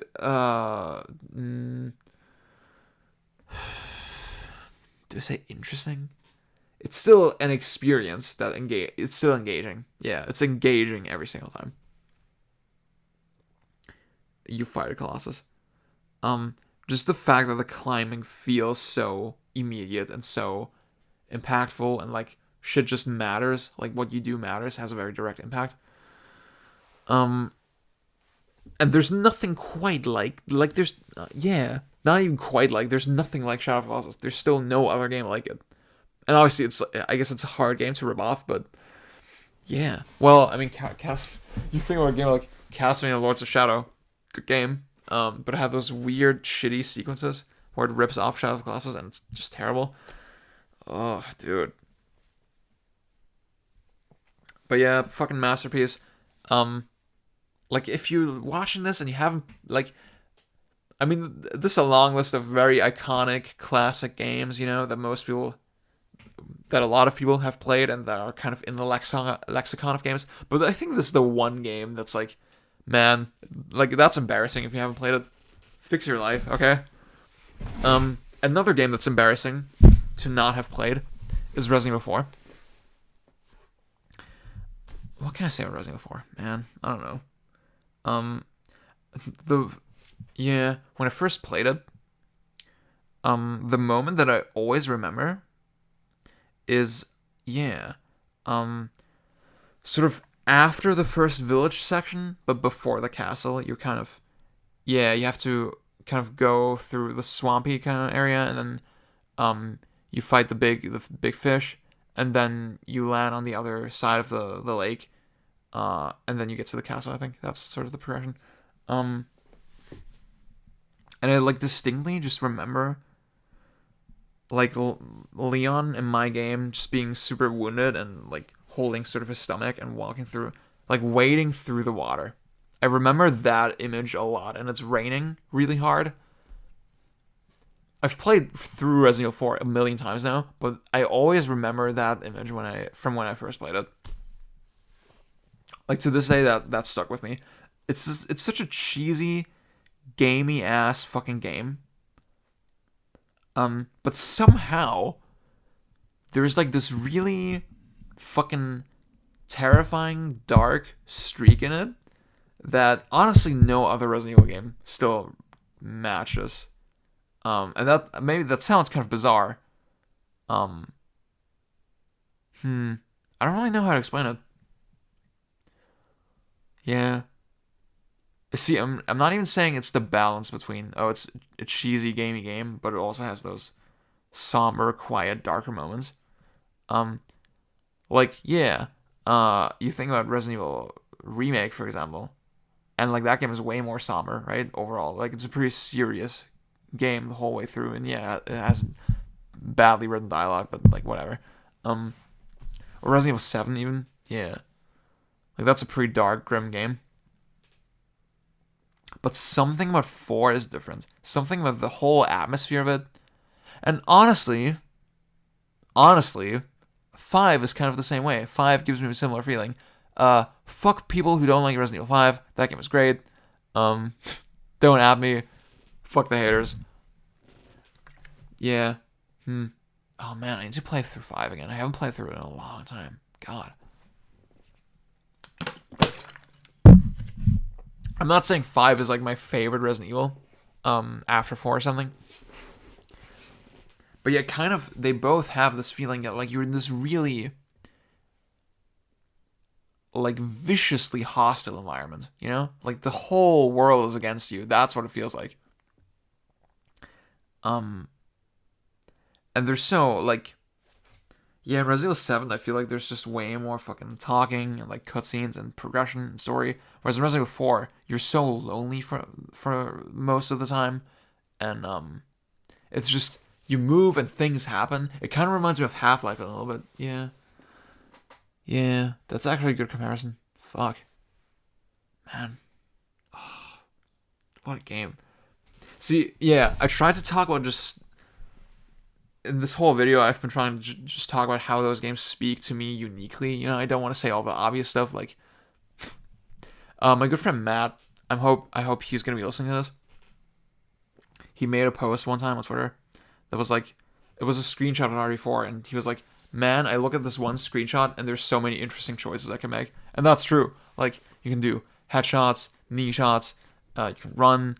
Like, just the tank controls make it really interesting. Like, you really have to think about how you move. John Romero always makes interesting points about that kind of thing. That just restricting your movement a little bit makes shooters way fucking better most of the time. Or, like, making the enemies kind of slow, you know?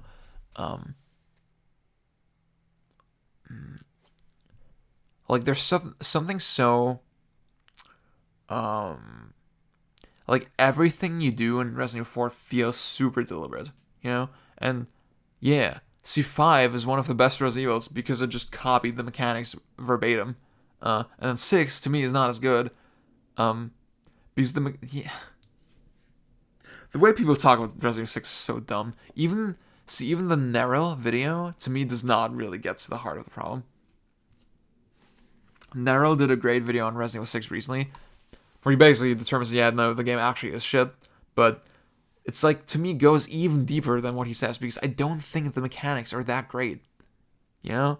I don't think the actual fighting, even the mercenaries, is that fun or interesting compared to Resident Evil 4. Like, Resident Evil 4 does way fucking more, and Resident Evil 5 as well. They do way fucking more with way fucking less. Like, where I'm shooting the enemy is way fucking more important in Resident Evil 4. And the way I move is way fucking more important. God. And there's someone... Like, the game is so fucking iconic. Everything in this game felt new and unique, and it still kind of does. Even though so many games have copied it, when you play Resident Evil 4 now, it's still gonna feel like a weird, interesting game. That you can't quite get that experience anywhere else. Like Dead Space, for example, was a direct response to Resident Evil 4, and it's not as good. IMO. Yeah, you think about Dead Space and like how just fucking repetitive the environments are, and I mean the limb system is really cool. I'll give it that, you know.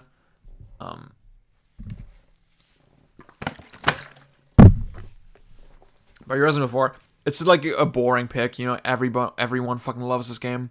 Everyone, like, no one will ever disagree with you that Resident Evil 4 is fucking great. But I mean, respect the greats. You gotta respect the fucking greats. Respect the motherfucking greats. So yeah, next game was Persona 4, but we already talked about that.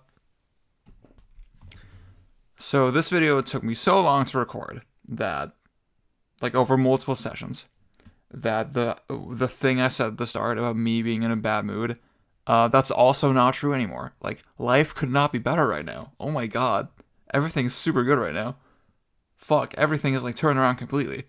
That's how long this video took me to make. Fuck. I'm so sorry. You see, now I'm wondering, should I just put this at the start? Should I, like, put a big disclaimer at the start about how long this video took to make? Probably not. I probably shouldn't do that to, like, reward my dedicated viewers, yeah, for, like, getting to this point, for getting this, like, secret insider information about my life. Yeah, like, if you follow me on Twitter, you probably know everything's super fucking good. I'm super happy. Oh, man. Fuck, okay. So next game on the list. Pretty recent addition as well. Outrun 2. I did not grow up with this game. I did not play this when I was younger. Oh, I got some water. Nice.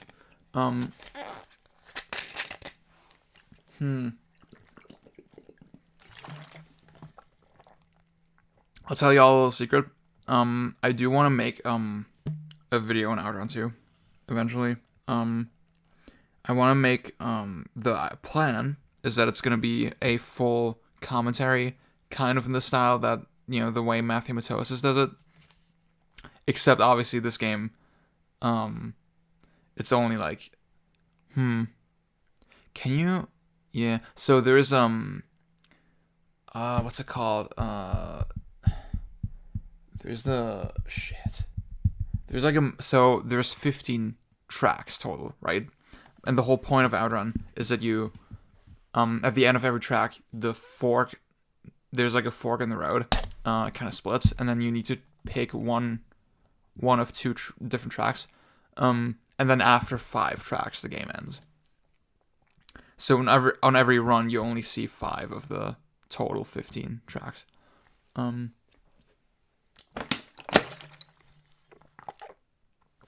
But there's one mode where you can just drive through all the 15 tracks continuously.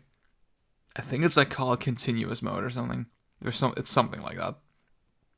And I would like to do that. Like as a commentary. And yeah, the thing I was wondering about right now is that there's 2 iterations of Outrun 2. Outrun 2 Vanilla and Outrun 2 SP. And with SP, they changed some of the mechanics and then added another 15 tracks on top. And like right now I'm just talking. Well, no, actually, yeah. So with SP, they didn't add 15 tracks on top. It's 15 different tracks. That's what I should say. Yeah. So it's like basically a new game, but with like very similar mechanics and like a very similar engine. And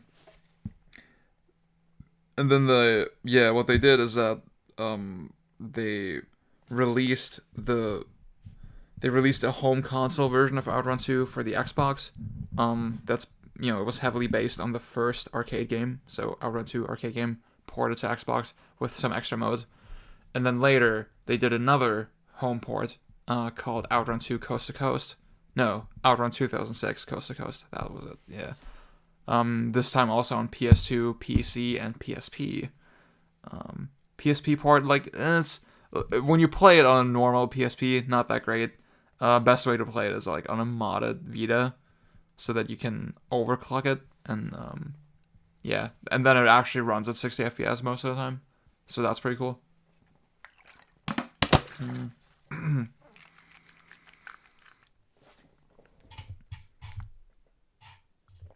But yeah, with Outrun 2 Coast to Coast, Outrun 2, whatever, you get the idea. What they did there, the mechanics are completely based on Outrun 2 SP, but it also includes the tracks from Outrun 2 Vanilla, and you play them with the SP mechanics, and that's kind of interesting and weird. Like, you can kind of tell it wasn't really designed for that, but it's fine. It's still cool. SP is definitely more forgiving. Honestly, I can't really decide which one I like better. Yeah. The changes in SP definitely make a lot of sense. The biggest one is that you lose way less speed when you bump into another car in SP. And that makes sense because the cars are randomized. The traffic is randomized. You can't really learn it, right? So, it's when you do make a mistake and it wasn't really 100% your fault. Well, I mean, it is your fault because you can see the car, right? But it's still, again, you might not just be used to it. It might just be a completely unfavorable position and stuff. So yeah, it's just way less frustrating in SP to crash. And shit. Outrun 2 generally, the original version, surprisingly fucking difficult. Like, it actually took me a long time before I could even finish it, before I could even get to the credits. And then eventually, I could do all the routes in the vanilla version. That wasn't, like, no problem for me anymore. But, yeah, that's our practice. Whereas with SP, I think you're very likely to beat it on your first try. Well, maybe not, but But like it'll definitely be easier. Um, shit. Like yeah. So with oh yeah. So what I was wondering with my video idea is, can you even? What would be amazing is if you could actually play all 30 tracks. So the ones from Vanilla and the ones from SP in one continuous stream. That'd be fucking dope. I don't know if you can do that. Um, you might be able to, but I don't know. Because then I would do that for the video, and then the video would be like 30 minutes long. Yeah. Instead of 15. I don't know if there's 15 minutes of content though. 30 minutes of content. I think 15 is like a good number. Because yeah. I mean, the biggest characteristic of the game is the drifting mechanic. Where and someone made a video about that. Like Outrun 2's drift something something. It was pretty cool. Like that the drift is just so fucking crazy exaggerated. Like your car is literally driving sideways, and it looks so fucking distinctive and cool, and it feels fucking amazing to pull off every single time. Like yeah, it's if you know me, you know I'm not that easily impressed with like with just one move that feels good to pull off, and you just do it 100 times. Like the one that I always think of is the parry in Metal Gear Rising. You know, like I think the parry in Metal Gear Rising, it loses its charm and its impact like so quickly. You kind of go through the motions and like it doesn't really like it's very binary. You know, I always say this, it's very binary. It doesn't really lead to anything interesting. Whereas with the drift in Auto 2, yes, it's like on the surface it's pretty simple, but in practice it actually gets really complicated. The way they design the tracks always plays into like the things you can do with your car. Like there's just certain types of curves and certain types of lines that naturally make certain kinds of drifts or certain kinds of just general maneuvers more difficult. And then you have the whole element of the gear drift, which basically instead of braking to drift, you shift down and then back up to drift. Like that causes your car to slide. And you lose less speed that way. And like the trajectory of your car is like slightly different as well when you do it that way. And obviously you can only do that when you're at top speed, right? Or like your speed needs to be high enough on your current gear that going down will cause you to slide. And that's something you need to have like a good feel for. And yeah, sometimes like again after certain curves, you will lose enough speed to where it's just not possible, and like it becomes really risky to go for a gear drift. And so like you're constantly just reevaluating, can I do this? Can I do that? It's so fucking exhilarating and just fun. That's another game I just want to play it right now, you know? Like it's so fucking crazy addictive, and again just immediately fun, and you always learn something kind of new about it. The aesthetics fucking 10 out of 10, soundtrack is 10 out of 10. It's just like it doesn't seem like much on the surface, but like it's such a perfect little like perfectly crafted game. Yu Suzuki, fucking god. It's probably my favorite Yu Suzuki game. To be fair, I haven't played all his games. But yeah, man, like, I mean, I still love Sega. Obviously. And they still do cool stuff, but like, man, it really makes you think that like they used to be up there, I'd say, with like Nintendo and Capcom with just pure fucking game design genius, you know? Man,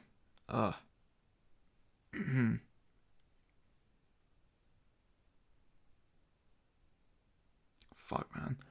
Yeah, and like the whole Ferrari license thing. There was an HD port of Outrun 2 SP with online features on PS3 and 360. But they had to take it down because the license expired, and that's just so shitty. I gotta be honest, like that would be perfect game to have on the Switch, you know? Perfect Switch game. Honestly. And I'm not gonna say the source of this rumor. I don't want to like draw attention to them that they might not want, you know? But yeah, there's a rumor that Outrun 3 is in development. I hope it's true. Fuck. Like I need a new Outrun game. Like that's a series that actually really deserves a sequel, where that feels highly necessary. Oh man. Yeah, and like I would want it to be like, if there is an Outrun 3, I would actually want it to be as different as 2 was from the first game, you know? I want it to have something like completely new about it. Because 2 already exists, you know? And Outrun 1 is on the Switch. That's cool. But yeah. Like, port Outrun 2, maybe just remove the Ferrari models and stuff, you know, the references. I'm fine with that. I'm cool with that. I'm okay with that. And then make Outrun 3 and make it like a new thing. Oh, fuck. Like, I keep thinking like open world Outrun. Like, kind of like Forza Horizon. Might be cool. I know some people will hear this and think that's blasphemy and like it's a terrible idea and like it goes against the soul of Outrun inherently, you know? I don't know. I feel like maybe I just keep thinking of like open world highways kind of intersecting and stuff, and it's like online or something. I keep thinking something like that. I can kind of see it in my head. That'd be so cool. Yeah.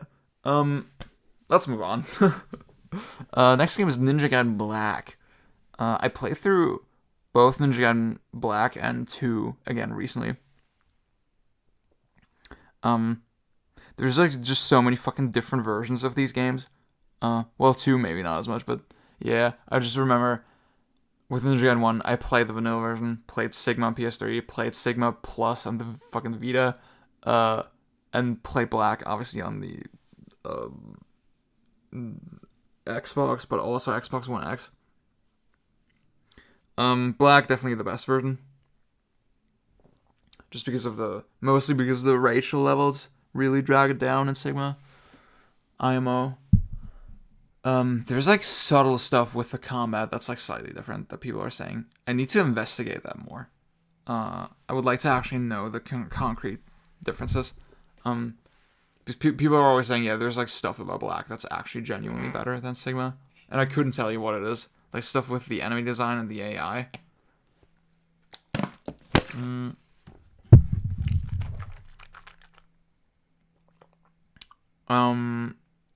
Fuck. Shit. What was I gonna say? It's like almost 4 a.m. again. By the way, I'm sorry. I ain't got time for these bitches. What the fuck did I want to say? It was something about the versions. Oh yeah, obviously there's this whole thing about the Hurricane packs, where they released DLC for the original Ninja Gaiden, like in patches and stuff. And some of those patches are actually, like some of the stuff that was in those DLC packs is not in Black, which is super interesting. And I never tried it. I should do that. There's like ways to do it with the modded Xbox. Yeah. But yeah, Ninja Gaiden, just such a fucking iconic game to me. Did I talk about this already? Like I had this whole phase one time. Not one time, but like, yeah, I had this whole phase when I first started earning money, you know? And I just bought hella PS2 and Xbox games. And I actually still had the time to like play them immediately, you know? Now when I buy a game, it's just like, okay, I put it on the pile and then I play it later. But no, I would just constantly play random games. At that point in my life. And yeah, I just had my Xbox and my PS2 sort of hooked up to my TV on my desk. I don't know, it was pretty chill. Um, and yeah, that's why I just have such strong memories and feelings with Ninja Gaiden. Uh, fuck, man. It's Ninja Gaiden is such a game where it's kind of hard to explain why it's good. Like, it does all the basics. You know, it does uh, juggles, launchers, parries, all that good stuff, combos. But like, it is a little bit more basic, definitely um, than, for example, DMC3. Obviously, predates DMC3 as well. And even Ninja Gaiden 2, right? It doesn't really ramp up the depth that much. Well, there's crazy fucking videos of people playing Ninja Gaiden 2, and really like abusing invincibility frames and just doing all sorts of crazy nonsense to not get hit. You know, that's kind of the name of the game. In Ninja Gaiden 2 on the higher difficulties. Ninja Gaiden 1, or Black in this case, by comparison, is a lot more measured. Yeah. I think. Yeah, I had ideas for like a video about Ninja Gaiden, why it's good. And that was such a long time ago that I had those ideas. I don't think I wrote them down. That is so sad. Yeah. The way I would describe it is that Ninja Gaiden really is like all about physicality and like just like all these like esoteric tiny details in the combat. Like the ways you can affect your enemies sometimes is so intricate and so interesting. It really reminds you like you can clearly see the dead or alive DNA in Ninja Gaiden, I think, with just the way you can twist enemies around and like crumple them and like stun them briefly, stuff like that. And the juggling feels actually kind of more like a fighting game than a Devil May Cry or something, you know. And then you have you have like all these like tiny details, like if you like land on the ground and then at the right time hold the Y button, you charge up an attack and it's faster than when you normally do it. Like you skip part of the animation, and it's such an esoteric tiny detail that they deliberately put in the game. And the whole flow of the combat, the way it works, it really makes you think about how to abuse that, you know? Makes you think, okay, if I use the shurikens, I can like stay in the air a little bit longer, and that gives me time to press the button when I land. And then like you combine that with wall runs and wall kicks and all the fucking crazy nonsense you can do with Flying Swallow. Like you can wall run and then go into Flying Swallow or use a shuriken. It's like way more. Yeah, Ninja Gaiden meets this really fucking interesting space between, I'd say, like Devil May Cry 1 and Devil May Cry 3, you know? Where it's not this combo sandbox that Devil May Cry 3 or even like God Hand or even Wonderful 101 or Bayonetta is, you know? It's not like those games. But like, so yeah, it reminds you a lot of Devil May Cry 1, that it really is more about the creativity is like, you know, less emphasized, but the tactics and the deliberateness of the encounters is more emphasized. And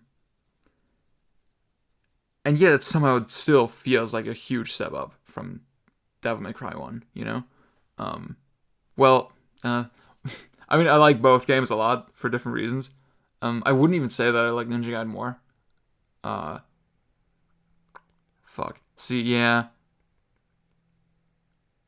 I'm not talking very coherently right now. It's hard to gather my thoughts. Fuck, man. I really need to make that video.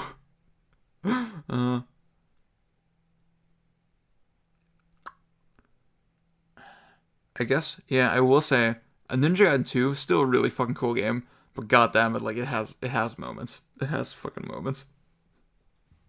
Um, I definitely, that's why I do. I mean, Gaming Rid probably made the most comprehensive videos on Ninja Gaiden, and even he doesn't really like touch on the subtle details of the mechanics that much, and like, yeah, that's what I would like to discuss. You know, just the flow of the combat and like why it's so interesting and unique.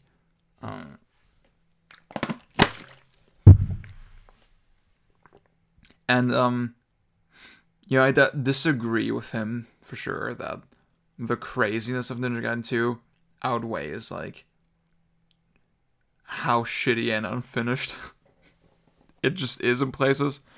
Ninja Gaiden 1 just feels like this super fucking polished, complete game. And Ninja Gaiden 2 is a mess. Like, you can just tell they ran out of time. You can tell there was like Microsoft meddling and shit like that. And that's why, I mean, people are. I need to play Sigma 2 again to like have a full opinion on this. I agree that Sigma 2 doesn't really fix a lot of the problems. It just removes the problems. You know, if you've played it, you know what I mean. And that's lame. I agree that that's lame. But goddamn it, like some of the shit in Ninja Gaiden 2 is so fucking aggravating. Oh. And like, I think the first level in Ninja Gaiden 2 is actually like the greatest first level in any video game ever. Honestly, like, if you just play the first level, the game is a 10 out of 10. And see, with Ninja Gaiden 1, it's almost the same way. Like, I think fighting the ninjas is like the funnest part. I mean, no, the whole game is fucking legendary and cool, but I kind of just want to get into like a bloody palace and fight ninjas. Yeah, in Ninja Gaiden. But obviously the whole adventure portion of it, like, and like running around the world and solving puzzles and stuff, pretty huge in Ninja Gaiden 1, and like that's kind of a cool feature of the game, and they do pull that off well. I think the feeling of the world is pretty cool. And that's why I always say, I feel like Team Ninja, they could have actually made a great Metroid game, you know, if not for Sakamoto's involvement. Fuck, man. It's a whole thing, man. And like Neo 2, I played the demo. I do not fucking give a fuck about it. Still, like, yeah, I was kind of cold on Neo 1 as well. And like, I want to give it a chance, you know, I want to try it again. But I don't know, I just want them to make Ninja Gaiden again, to be honest. Or like something that's not a fucking Souls ripoff, you know? Please. And all the Neo fans, yeah, I know it has more going on than Souls, fuck you, don't at me. Blah, I'm just being reductive, okay? Leave me alone. Next game on the list, Metroid Prime. That's another, like, super generic pick. Everybody loves Metroid Prime. What the fuck can I say about it? Man, Turbo Button made the best fucking video about Metroid Prime. Like, where he really gets to the heart of it. The game is less open-ended than a Super Metroid. Like, it's not as, friendly to, like, sequence breaking and stuff. But the coolest thing about it is that the world feels, again, that's such a generic thing to say, but it feels interconnected. It feels very interwoven. All the areas have multiple exits, and the way they sync up, the ways in that they link together are always really interesting. Every time I play Metroid Prime, I really get in this flow state of like, oh, I got this, now I can go here, and like, the path to get to places is always so fun. And the fucking front end of the game is just so amazing, you know? Like, just the way it feels to jump, the way it feels to shoot things, the way it feels to lock on. It's just so fucking good. God. Just what a perfect little game. Like, all the locations are so beautiful and memorable. And that's why it fucking... It's so funny that for years it was this meme that like Metroid Prime 2 is like it's the cooler, darker sequel, and it's so fucking, like, if you like 2, then you're the cool guy, right? And now, like, and I never thought that. I always thought 2 kind of sucked. I'm telling you guys, I always thought that 2 was really disappointing, And now I'm seeing so many people go back to 2 and realize, yeah, actually the game sucks. Actually, it was not that good. I was wrong about it. My memories were lying to me. And I'm having like mad Schadenfreude over that.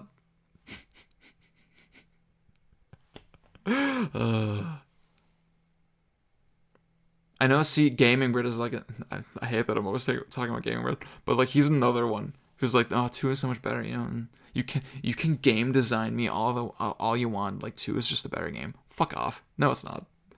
The fucking environments in 2 are so goddamn boring, and like, I mean, Mark Brown made his video. I forget most of his points, but like, to me, the idea that they're so segmented and so, like, the way it's laid out is so formulaic, and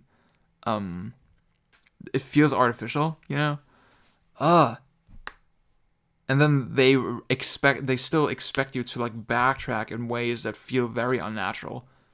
It's so, just design-wise, it's so blatantly inferior to the first game. I can't even imagine why anyone would think it's better. That is so crazy to me. See, even 3, I'm not crazy about 3, but that's clearly a better game also than 2. Yeah. But like Metroid Prime 1, it's everything about it is fucking perfect. Everything. Fuck people who don't like the artifact hunt. I can't speak.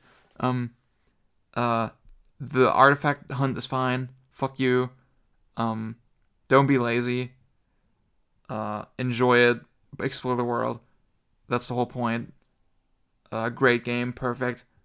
Honestly, it's like untouchable.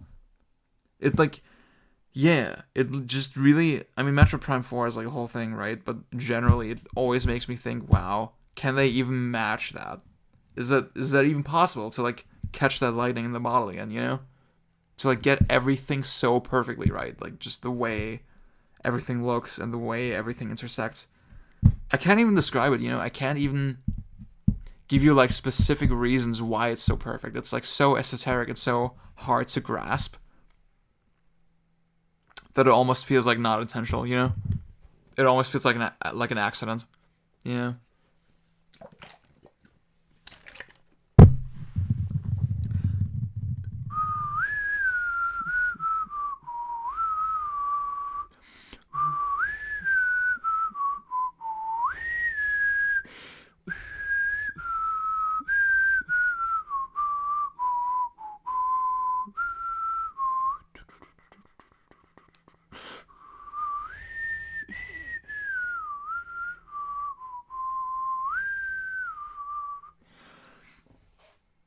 God game, 10 out of 10, perfect. Yeah.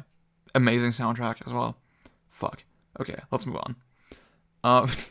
I put on my list, Metal Gear Solid, question mark. I have not played through the whole series again since 2015, which is, obviously that's the year Phantom Pain came out. I fucking love Phantom Pain, I think it's a great game, but somehow there's like a weird feeling with the series now, like with everything that happened with Konami and with Kojima. Kojima, I should say. I'm sorry. Yeah, I do really want to play through them all again. I just have such a hard time deciding which one is my favorite. I know, Metal Gear Solid definitely used to be my favorite series at one point. I think right now, my favorite series is probably Zelda. I feel a little bit more attached to that. It's so embarrassing. I still have not played Metal Gear 1 and 2, or I still haven't finished them. I did play Metal Gear 1 for a good while, and I thought it was fucking awesome. But then I kind of stopped playing it for no reason. Yeah, I need to get back to that.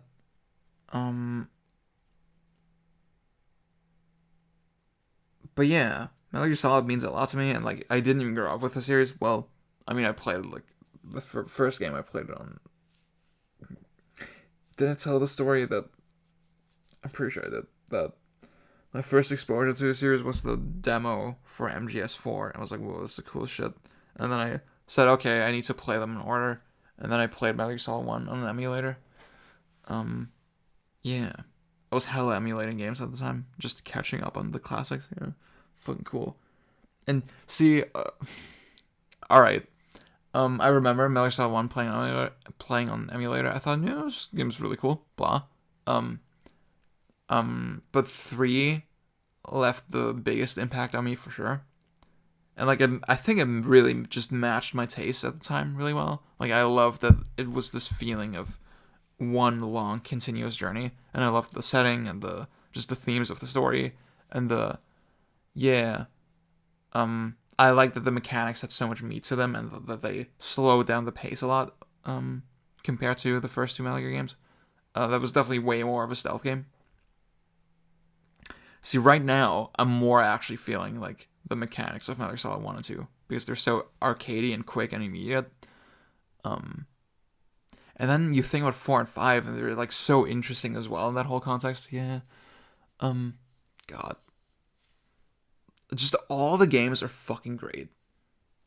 But I think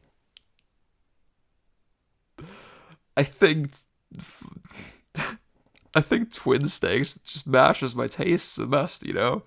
It's like, I love that Metal Gear Solid 1 is like this contained location, this pretty contained story, just this like really snappy, sexy agent adventure that's like takes place in real time over a short stretch of time. And it's like a Metroidvania kind of environment. You know, you have to go back and forth. You have to backtrack a little bit. Shadow Moses is way cooler than is it the Big Shell? Is that what's called in Metal Gear Solid 2? Fuck. The plant. Tanker plant. Tanker is the ship, and then plant is this big shell. That's what was right. I'm a fake Metal Gear Solid fan. I'm sorry. But yeah, Shadow Moses, coolest fucking location. The bosses are fucking the most memorable. Yeah, I mean 3 definitely has cooler bosses than 2, but they're still not as memorable as the first game. And then Twin Snakes. The thing about Metal Gear Solid 1, obviously it's on the PlayStation, like it's a little bit rough around the edges. Not in a way that I mind. I still think it's very playable. But yeah, 2 was such a fucking huge step up in terms of the polish with 60 FPS, and it controls like fucking butter, and yeah, just everything about it is so fucking smooth and clean and perfect. And then they put all that in the first game that, you know, the first game generally I like better, but it doesn't have the polish of 2. But then with Twin Snakes, it does. And that's why I like it. You know? And I don't care that Snake does backflips. I think it's fucking funny. And like the game balance of Metal Gear Solid to me was never so precious that the first person like ruins it that much. Yeah. And they did interesting things with Twin Snakes, you know, like with the AI, and you can like hang off ledges and you can tranquilize people, and like their bodies actually stay in the environment. So I wouldn't say it's well balanced, you know. It definitely, like, the levels weren't made for all this shit, you know. They weren't made for you to drag guys around and stuff, and for them to be discovered by other enemies.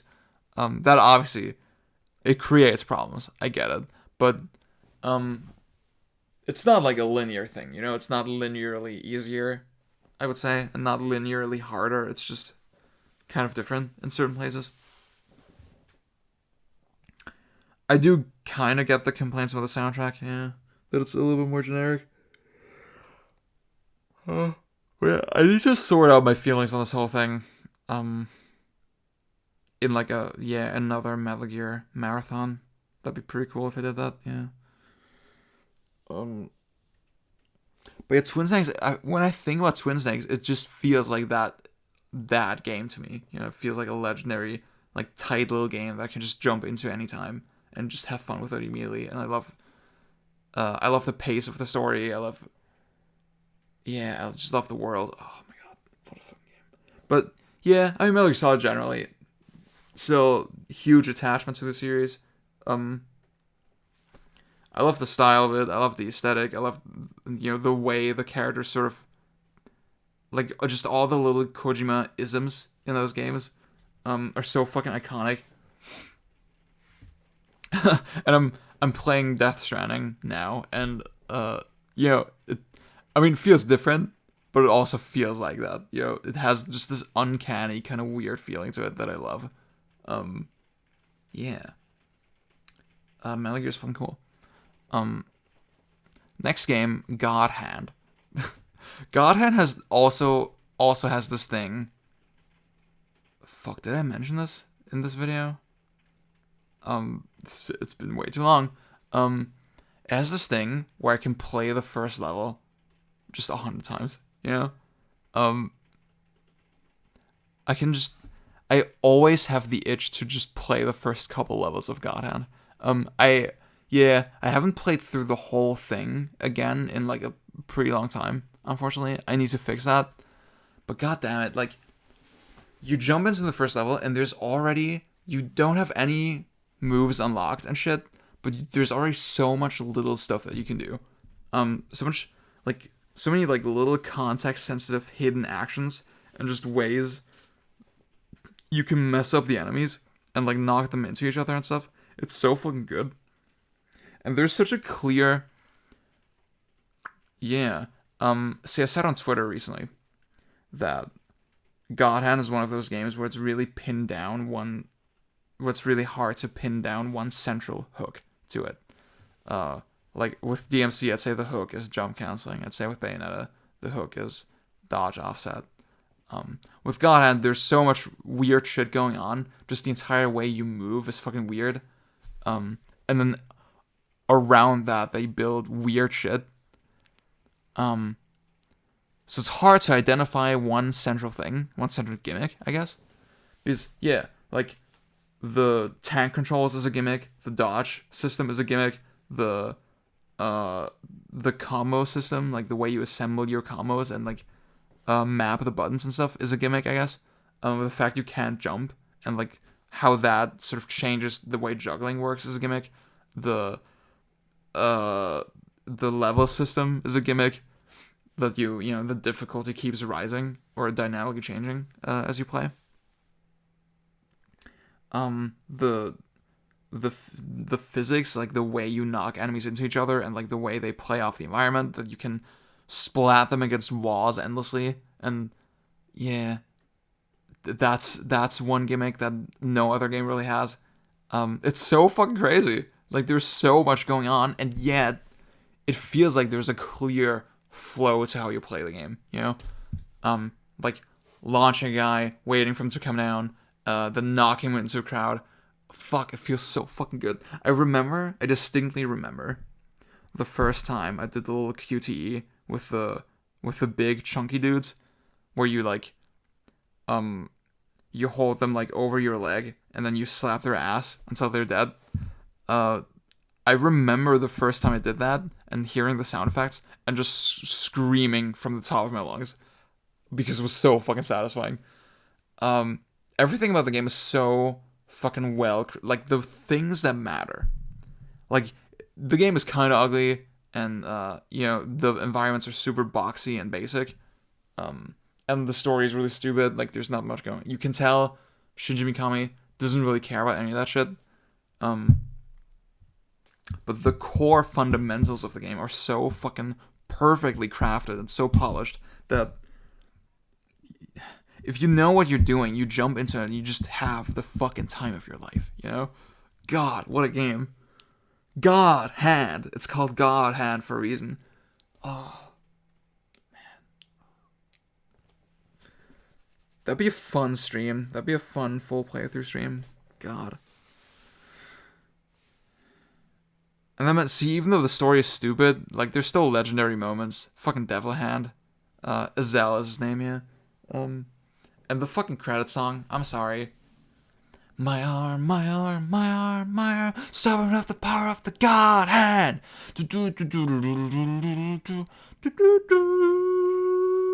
God or demon, what am I? It's time for me to choose my path. The power of my God hand. That was probably the wrong lyrics. Yeah. Legendary fucking game. Let's move on. Not much to say about it. I guess the thing I will say about it is that I'm glad it's... I do wish more people had actually played it. I think people love to meme it and then not play it. They need to do like a 60 FPS HD version. That's all I want. Alright. And then, I want more people to play it and like actually live up to the meme, you know? Yeah. Okay, let's move on. Earthbound. My favorite Super Nintendo RPG. I also have a video written about Earthbound, actually. I have a full script written. It's not that long, but I wasn't that happy with it. See, the thing with Earthbound, like, I didn't play Earthbound for years because people always describe it in very basic terms. You know, oh, the dialogue's so great, it's so funny, and it's such a heartwarming game, blah, blah. I think all those things are great. I think those are all great qualities, but it's usually... I mean, judging from this list, you can tell that's not usually what draws me to a game, you know? What draws me to a game usually is, like, just hitting buttons feels good, or you have a lot of interesting choices, you know? That kind of thing. I like games that are, like, super immediate and, where just with the mechanics and the basic makeup, there's something to dig into. And it didn't seem like Earthbound was that kind of game. And I guess it's not really. But I do think, like, the feel of the journey in Earthbound, comes across so well. The way you explore the towns has such a nice pace to it. Everything about it, even just the way you get into fights, the way you buy equipment, the way you level up, feels so organic. It feels... everything matters a little bit, you know? I love the inventory management, you know? I would describe Earthbound as like a Resident Evil RPG. That the inventory management like actually fucking matters and takes time and you need to think about it. It's not just a stupid basic RPG. Like, they do a lot. See, I mean, the whole thing with Earthbound is that they ripped off Dragon Quest, right? Which is very purposeful because the game is like... and, like, I mean, unfortunately, I have not played Mother 1 yet. But I remember reading that the game was very purposefully, like, designed to be a response to the Japanese work mentality and how just kind of fucked up it is, and, like, it was meant to criticize that a little bit. And Dragon Quest is kind of a reflection of the Japanese work ethic, in a way, because it rewards grinding and, like, just a stupid time investment, you know? It rewards those things, encourages those things. And that's why they rip off Dragon Quest's mechanics for Earthbound, or they base the Mother series on those mechanics to, like, make it funnier, you know? But the thing is, with Dragon Quest, the mechanics are good. The thing about Dragon Quest is that they do so much with so little. Like, buying a sword in Dragon Quest feels like it matters. Planning to do things with your money and shit feels like it matters.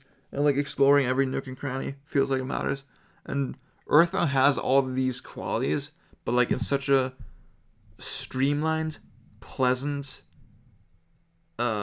setting, you know? Like, I mean that both mechanically and, like, in terms of just the world. Like, streamlined, for example, in the sense that there's no random encounters. And weaker enemies actually run away from you, and you, like, auto-win the battles against them. That is so fucking progressive, and so forward-thinking, and so smart for a Super Nintendo game. God. And yeah, it kind of bugged me that your party members don't really talk to each other, after a while. Like, once they join the party, they all kind of become silent.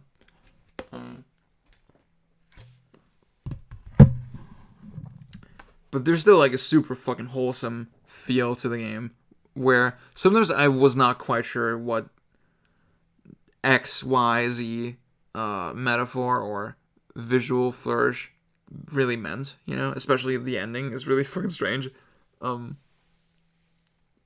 There's a lot of stuff that I have questions about that is not really explained, but all of that makes the game more interesting.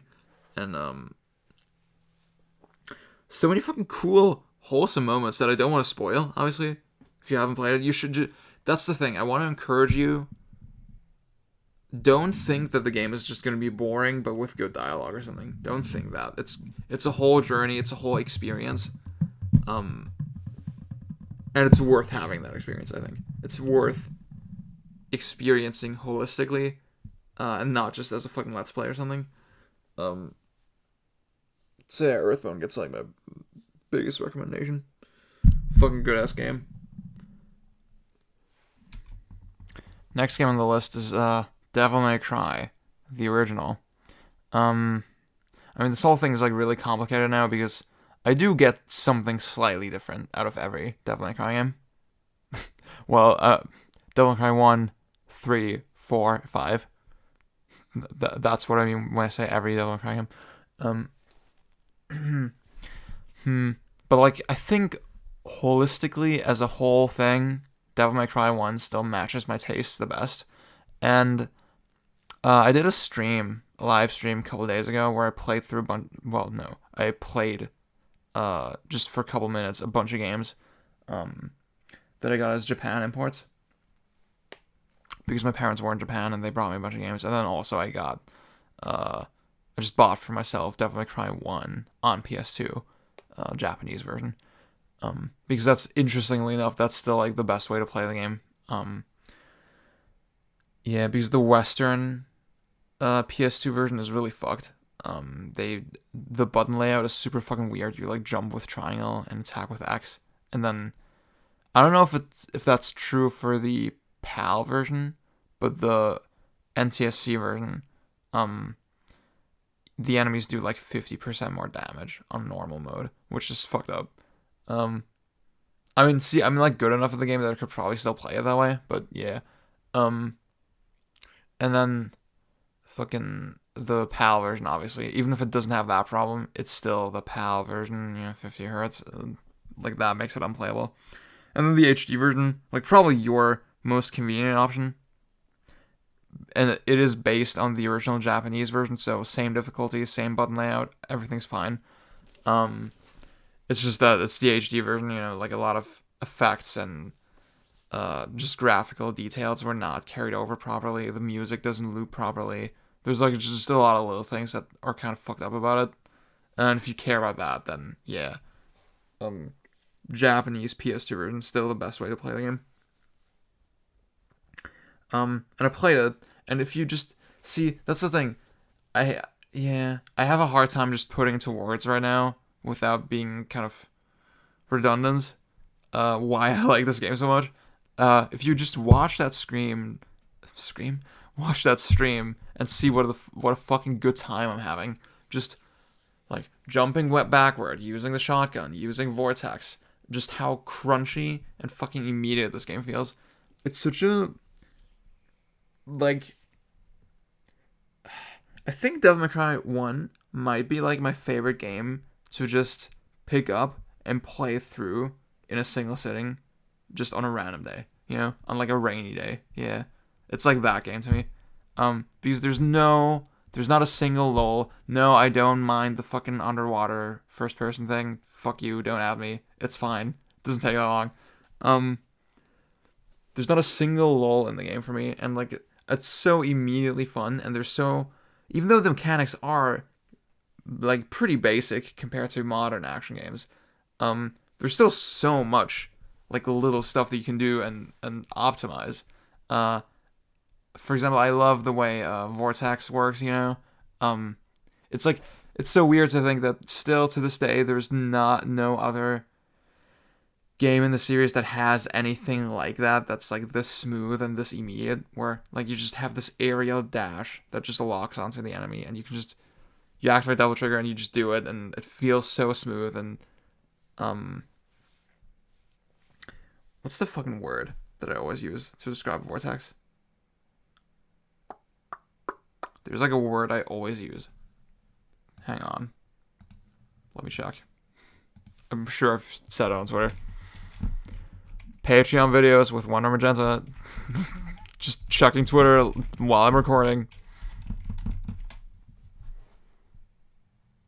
Oh, fluid. Yeah. It makes the game feel really fluid. Yeah. Just like, because it like complements the jumping so well, because the jumping is so committed, but then with vortex you can immediately like just get out of that. Ugh, how good is that? And then just I don't know, like, see, DMC3 feels very satisfying in just a different way, but man, like the sound effects when you hit things in DMC1, oh my god, it's the best. Love jump canceling, like that you can already do it in that game, even though it's like it's way more basic. Obviously, you can only do it with a shotgun. Fuck, man, and like, yeah, it's just such an example. Like everything that Kamiya is like good at is in this game. You know, just see, as someone I want to make games someday, obviously, and just how intelligently they used the resources and the budget and the assets is really admirable to me. Like, that you do fight the same bosses like a couple of times, but goddamn it, like they make the most of it. They actually like I'd rather fight Devil May Cry 1's bosses like repeatedly than fight any boss in Bayonetta 2, you know, for example. Like, there's actually so many little things that are different and that really fundamentally, like, drastically change the experience. And it feels valuable, and it feels like, yeah, it just feels like a whole game. It feels like, it's so weird. Like, it's such a tightly packed, small, humble little game, and yet it feels so fully featured and complete somehow at the same time. It feels like it explores all its ideas to the fullest. And yeah, it's just what I like about it's just everything I like about games condensed into one package. It's just like a wholesome little tight story, with like creative open mechanics, but then there's like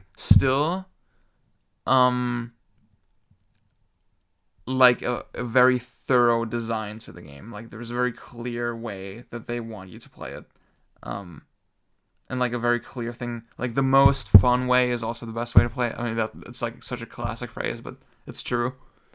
Yeah. Fuck, man. Devil May Cry, yeah. Not much to say about it.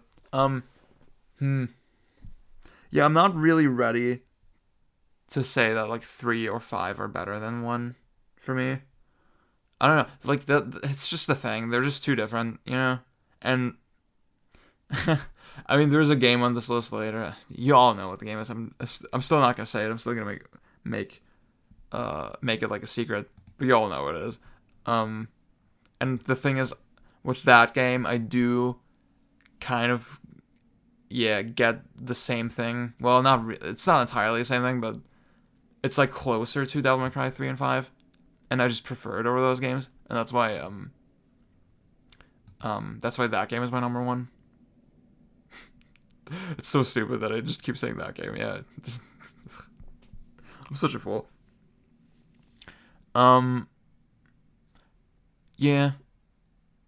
I mean, Devil May Cry 5, Devil May Cry 3, fucking amazing games.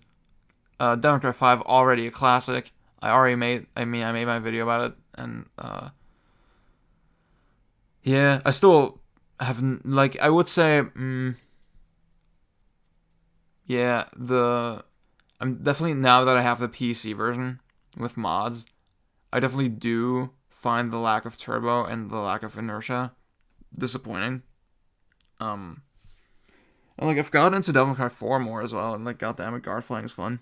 Guard flying is fucking fun, and like, just generally the physics in the game are really cool and interesting. Even with Nero, I'm having like more fun now in DMC4 than I used to. Yeah, now that I'm used to Devil May Cry 5. And yeah, see, I do get used to Devil May Cry 5 vanilla, like console version. I do get used to it when I play it.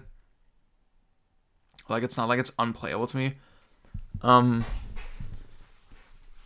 But the speed difference is definitely apparent now, and the lack of inertia now that I have experienced it with the PC version, PC Master Race.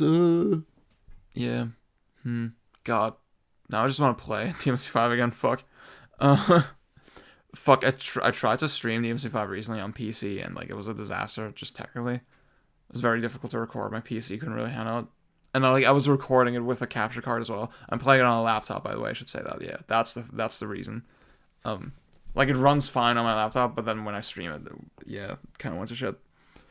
And then especially with mods and everything, it makes everything so weird. Yeah. Let's just move on. So oh god, okay, I made like a last minute edit to this list, like just now, literally. So it's good that I recorded this like over multiple sessions. Because initially I had here Demon's Crest for the Super Nintendo, and don't get me wrong, I do love that game. Yeah, like it was already, it matches my taste super well. You know, it like is like an immediate kind of action game, but it also is very exploratory, and I love the way the world map is kind of set up. That it is so mysterious and harbors so many secrets. And there are so many variations in how you can play it with the transformations and the different endings and the items. And then the way the story is delivered is so fucking cool. Like that moment when you first get to the town and like the guy is like judging you super hard for like what you kind of did to the world. The whole premise of the story is like just this, this like weird fucking apocalypse. And well, it's not it's a separate demon world, separate from the human world, and you're all just monsters in this world that come into the human realm to just cause chaos. But then in the demon realm, there's also mayhem and like this fight for supremacy, and you're Firebrand and you just want to fuck shit up and you want to be the toughest motherfucker. And yeah, the way the game delivers that is like so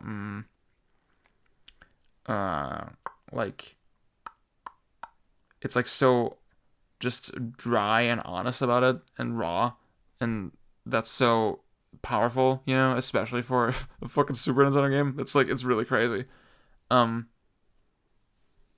Yeah, like that you get to play as like this kind of complete asshole and who doesn't really have any desires or values. They just want to be the strongest.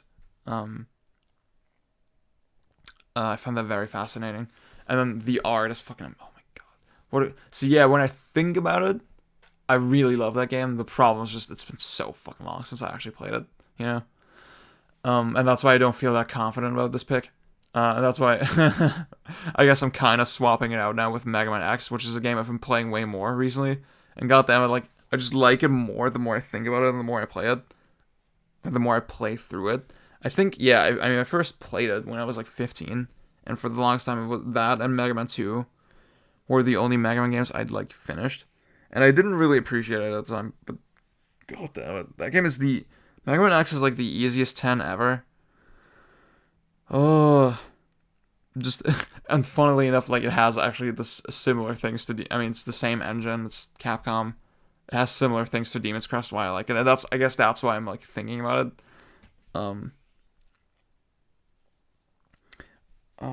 Just like, yeah, I mean, Mega Man has so many unique things about it with the stage select and the open-ended mechanics that you have so many weapons to choose from, and that the game is actually like the best Mega Man games actually are tightly balanced around them. That you do get a genuine advantage when you use the sub weapons, but then also you still have to think about it. It's not a flowchart, You do have to analyze the situations quickly and make a decision with the tools you have.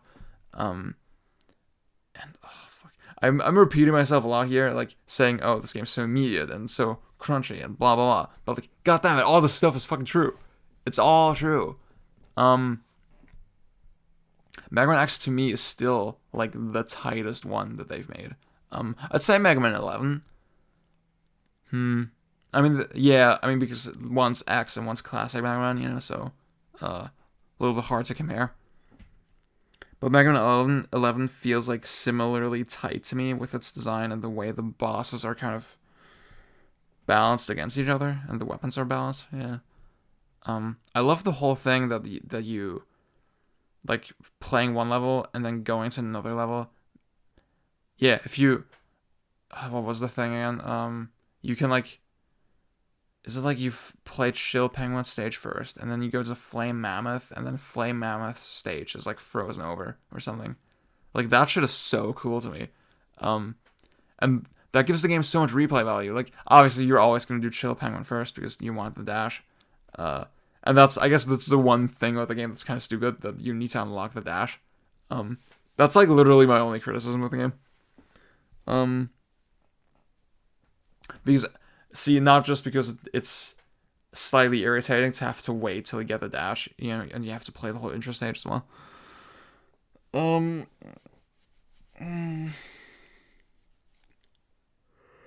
It's also that it just railroads you into playing Chill Penguin first every single time. And that kind of railroads the rest of the game maybe slightly. That's my only legitimate criticism. But yeah, other than that, like the sub weapons feel so perfectly. Well, I wouldn't say perfectly balanced. Like is stuff that's overpowered, and there's stuff, that definitely. Yeah, it is kind of crazy to see just how much easier certain sections get if you just use the right weapon. Not just the bosses, obviously, but the actual stuff in the levels, and that's why a lot of people struggle with Mega Man. They don't use their sub weapons, and they think, like, yeah, they don't stop to think that the game actually is designed to be played that way. But I think that to me that is good design. I like that there's such extreme differences between things. If everything is like, yeah, if everything is like super safe and like just one sort of very smooth curve, I find that very boring. I like when there's like extreme ups and downs in your game, and not ups and downs in terms of quality, but like just ups and downs in terms of the emotions and the experience. And like the art is still great. Like it's not the best looking Super Nintendo game. I'd say Demon's Crest. You can definitely see the difference in quality between Demon's Crest and Mega Man X, for example. And yeah, I would say I do like prefer the tighter physics of the Zero games. I still have not finished like 0, 2, or 3, or 4, unfortunately. I started replaying the first Zero. That's the one I finished, yeah. I started replaying it and then fucking had no time. It's so sad. I think, yeah, but so Zero, like, aesthetically and, like, in terms of the controls, matches my taste a little better. And, like, I love that you have a fucking sword, because I'm a fucking disgusting weeb. But, yeah, like, everything else is, like, it doesn't really match Mega Man X, like, in terms of the level design and the bosses and, like, the weapon system and the stage select system is just super different in Zero and not as good to me. IMO. But yeah, Mega Man X, 10 out of 10, godlike, legendary game. Literally perfect. I did a presentation on Mega Man X in school, because of how good it is. Yeah. Not much to say about it. Like, very obvious pick. Well, actually, yeah. I think a lot of people don't appreciate it that much. It is a genuine fucking 10 out of 10.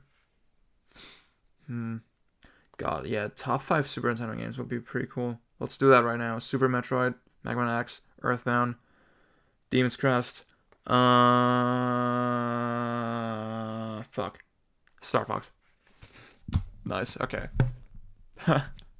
That top 5 might have upset a lot of people. That I put Star Fox over like Mario World and Link to the Past. Yeah. I don't fucking care. And Earthbound over Chrono Trigger or Final Fantasy 6. Yeah. Do not at me. Fuck the cops. Next game on the list is Dark Souls. Okay, let's move on. No. So, yeah. Dark Souls is the game of the decade, you know? Dark Souls is the game of the decade. Maybe not... Yeah, maybe it's not my favorite game of the decade. Like, not the best game for me personally. Because I do think I'm like... Yeah. It definitely... It doesn't match my tastes as much anymore as it used to. Like, I do care more about, like, fundamental mechanics more than... Well, I mean, I always did. But, like, with Dark Souls, for me, the thing was that, you know, like, just hitting things and, just the man-on-man fighting, not the best. It's, like, it's serviceable, you know, for what the game is. And then everything else is, like, the point to me of the game. Like, the level design, the world design, and the RPG mechanics, how open-ended the game is, both in terms of the structure, but also in terms of the mechanics, that you can... There's so many weird experimental things you can do with, like, equipment setups and, with the stats. All that stuff is still really fucking valuable to me. But it is a little bit like chewing gum, you know, it does kind of, yeah, I feel like I've started to exhaust the game a little bit, you know, in terms of what it can give me. And that's why there's a little bit of a feeling of disconnect now, you know. Less because, I mean, yeah, I think the game really deserves its meme status. And yeah, I don't want to give it less credit just because it's so fucking popular, you know. That I think that's stupid. The conversation around it, I do think it's lazy that that everything is compared to Dark Souls. But it doesn't really annoy me, you know. I think it's fine. I guess the thing that does bother me is that games take the wrong lessons from Dark Souls, you know. What games should be looking at is not the fucking combat, you know. That upsets me. I guess that upsets me. Yeah. That if I like had to play so many shitty fucking lock-on strafe stamina bar games, you know. Fucking God of War and fucking... I mean, I haven't even played Jedi Fallen Order, but... And that... Yeah. And From Software memeing on themselves and just not making anything else anymore. That sucks. But, like, it's not the fault of this game, you know? We shouldn't blame it on Dark Souls. Yeah, and... my good friend Riff, who I hope is listening to this, he tweeted recently, like, yeah, the only reason Sony bros like Bloodborne so much is because it encourages mashing. Like, I just think a lot about, like, people's favorite Souls games. Because it's very clear that people care about different things with the series, for sure. Because, yeah, I still personally, I like Dark Souls and Demon Souls the most, by a pretty wide margin, and I think Bloodborne is very cool. Like, I've had my ups and downs with Bloodborne. I think, yeah, when I first played it, like, I did love it, but also, I have this, like, feeling of, I was, like, very quickly exhausted with it. You know, I could very quickly kind of see the things that, I didn't like as much about it. I didn't like that, there was so much less variety in terms of environments, and like also in terms of the mechanics, you know, like that's the thing. Whenever I hear this argument that the trick weapons is a better system, it's so stupid. I'm sorry, like Okay. Yeah, I would hate like offending people and uh upsetting people, but like I don't. That argument makes absolutely no fucking sense. I think I've actually explained my point already in a different Patreon video. Did I do that? I'm sure I have. Hang on, what the fuck? I'm sure I've talked about this, haven't I? Fuck. But like, yeah, the basic idea was that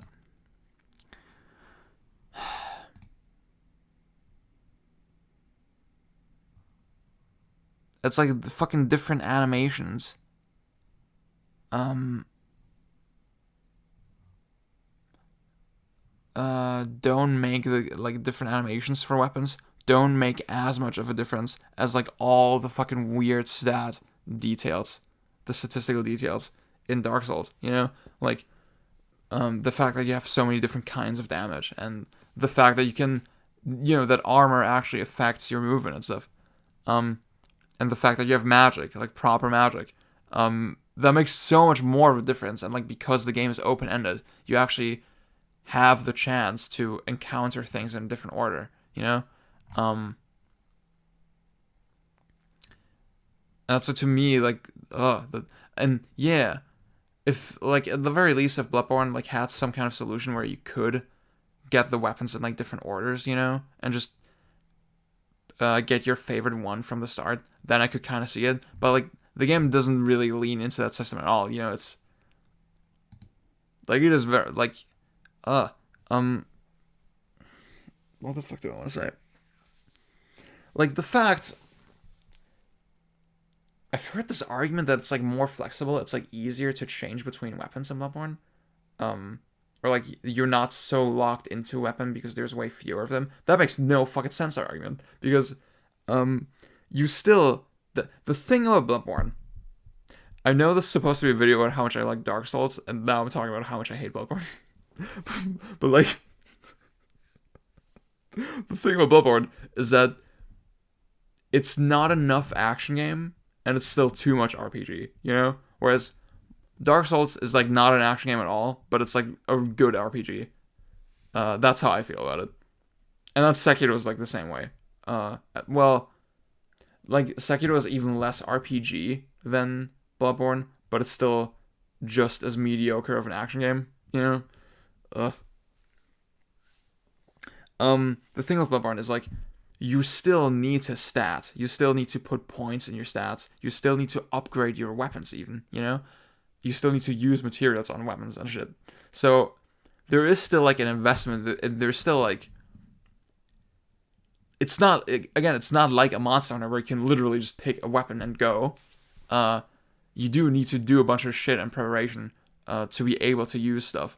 And like yes, the stats are less significant than they are in Dark Souls, but they're still significant enough that if you're playing a Dex character, like have fun trying to do to like switch to a strength weapon. You can't. And then like yeah, it gets even weirder when you like take Arcane and Blood Tinge into account. I've like never tried Arcane in Bloodborne, and like the whole implementation is so clunky and weird. Like a lot of things in Bloodborne seem unnecessarily like less streamlined and less intelligent than how they were done in Dark Souls to me. And to me, it's like it's just hard to like respect those kinds of takes on Bloodborne when it seems so surface level. When it seems like people like it because the weapons look kind of different. That's why they like it more. Because I really don't see how it's a better system at all. I don't see like a practical, like actual good, solid reason why it's a better system. Other than the weapons look more different. Because it's still too much RPG, and the game is very linear. So that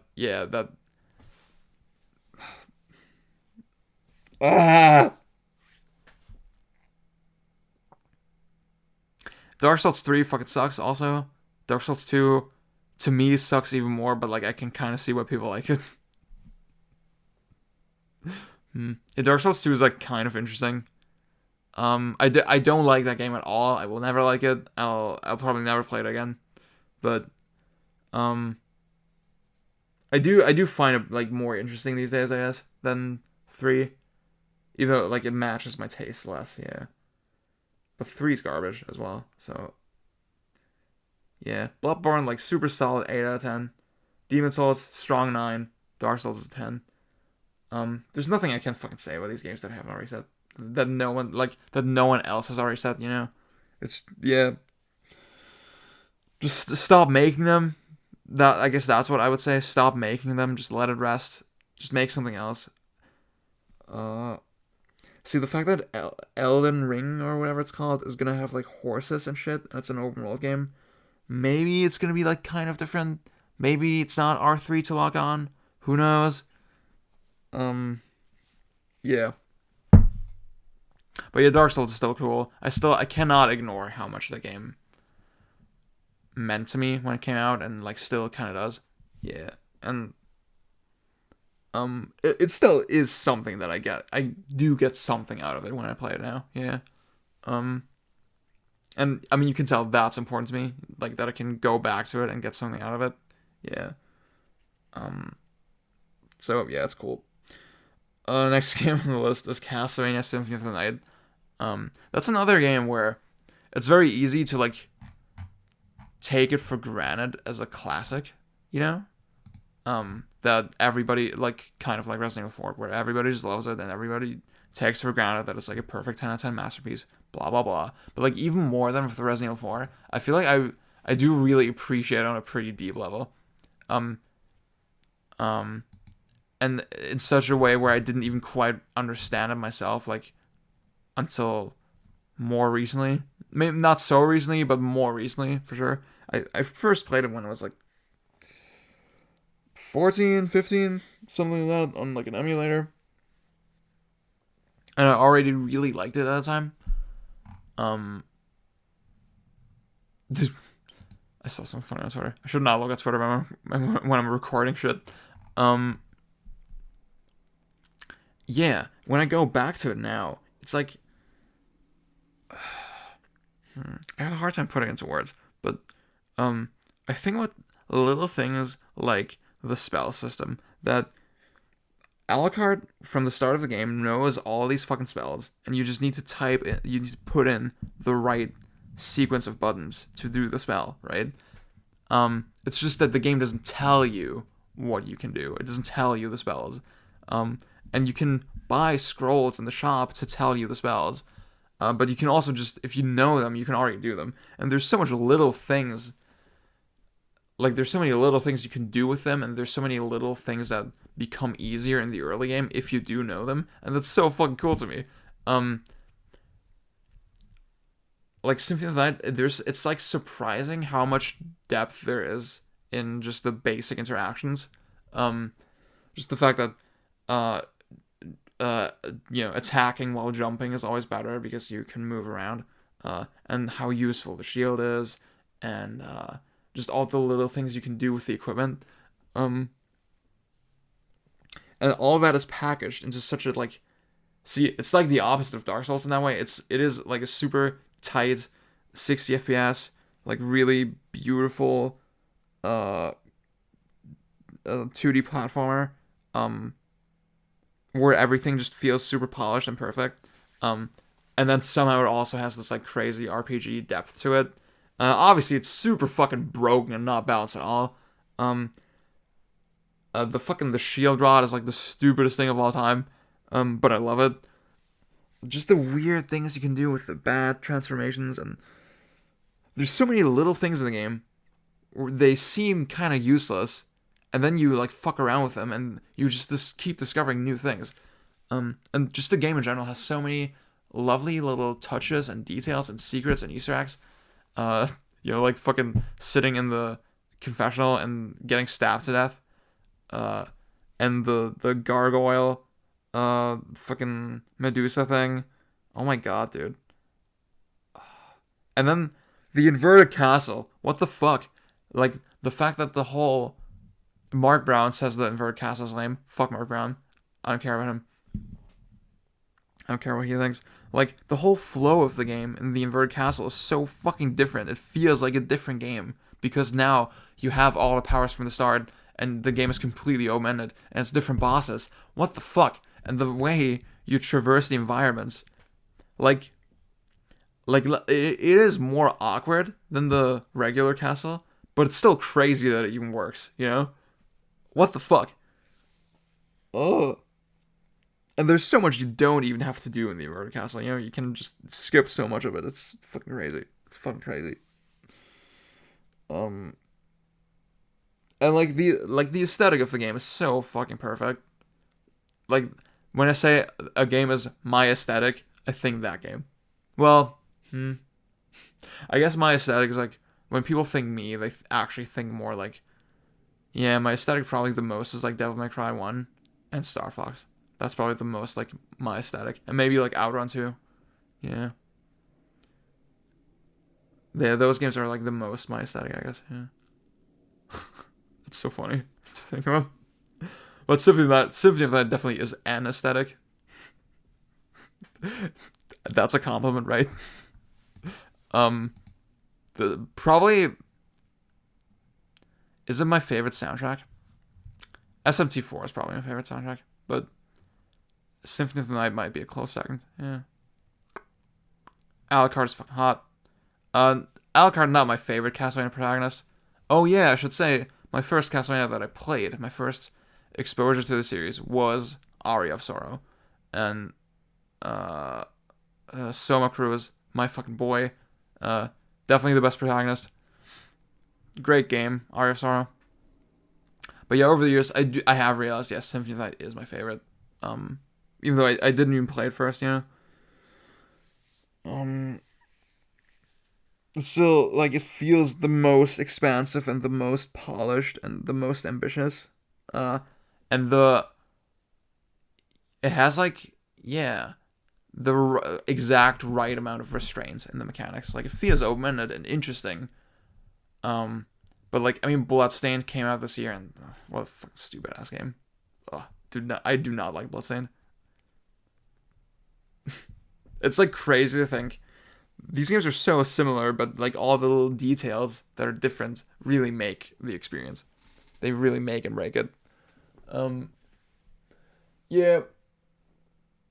And I guess it upsets me that I do think there is, like, some kind of, like, pushback with Symphony of the Night now, that people don't really appreciate it as much anymore. Like, it is kind of looked at as, like, mechanically maybe kind of a stupid game, and people mostly like it for, like, the aesthetic and shit. I mean, as you can tell, I don't agree. I have a lot of reasons why I like it. Don't at me.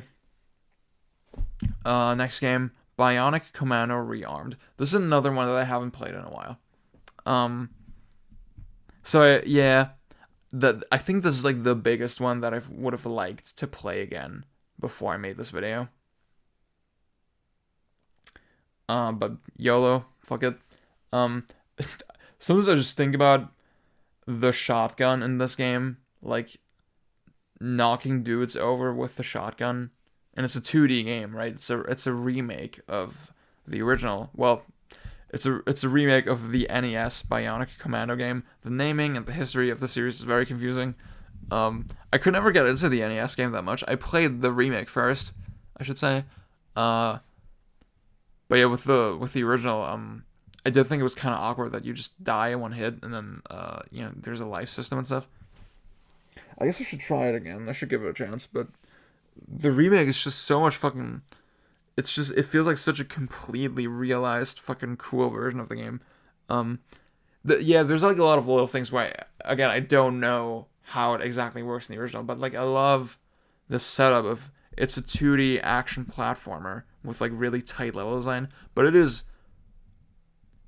like even more open-ended than like a Mega Man in this way. I mean, Mega Man has the stage select and stuff, where you can just jump into any stage at any point.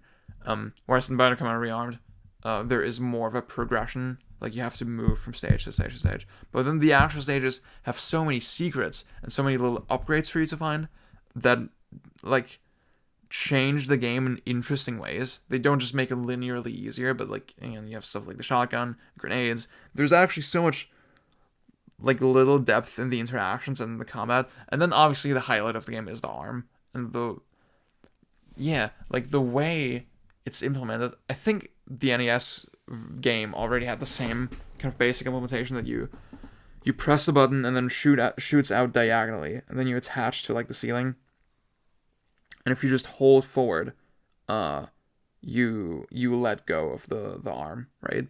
And then you swing at like a defined point. Like you let go of the arm always at the same kind of the same kind of point in the swing if you just hold forward.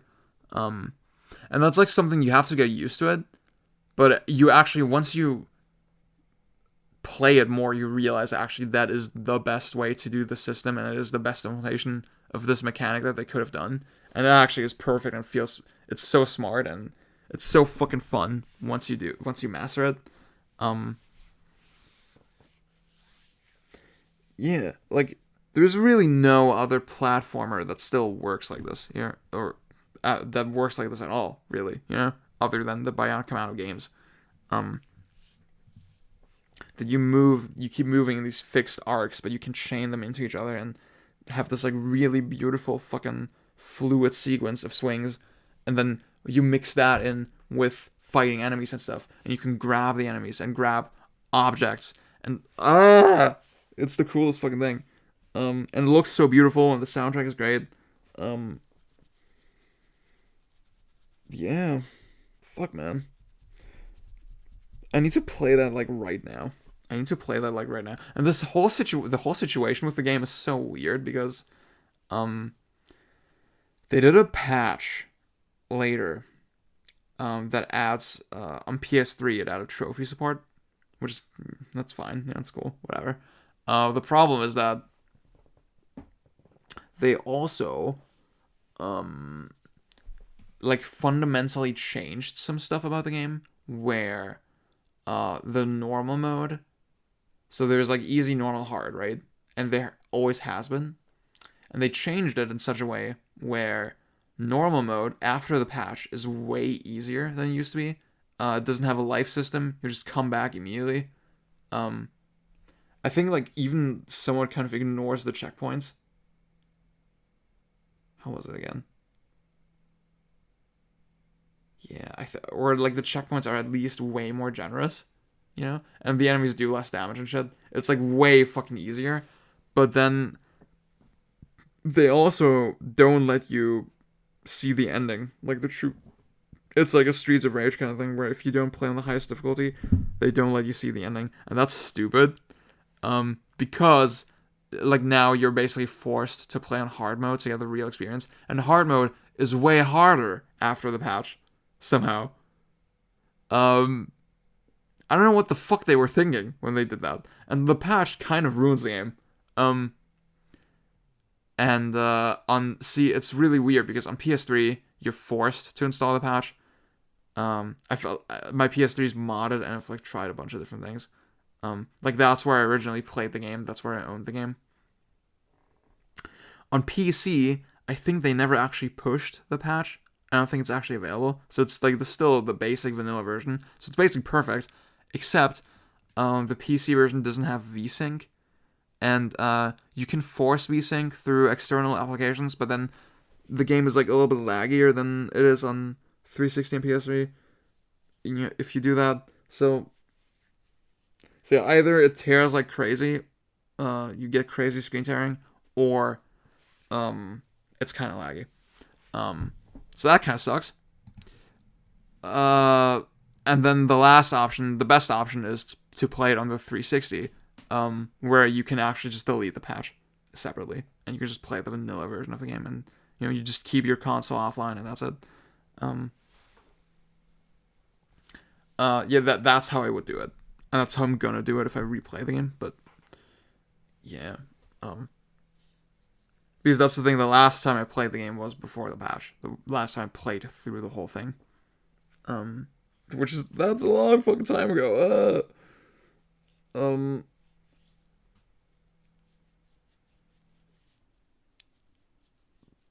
yeah, like I said, 360 version is the one you should play. And then I guess the situation is even weirder because of Bionic Commando Rearmed 2.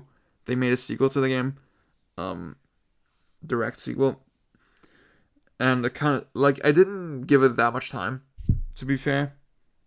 But like it kind of sucks, and it didn't get good reviews at the time. But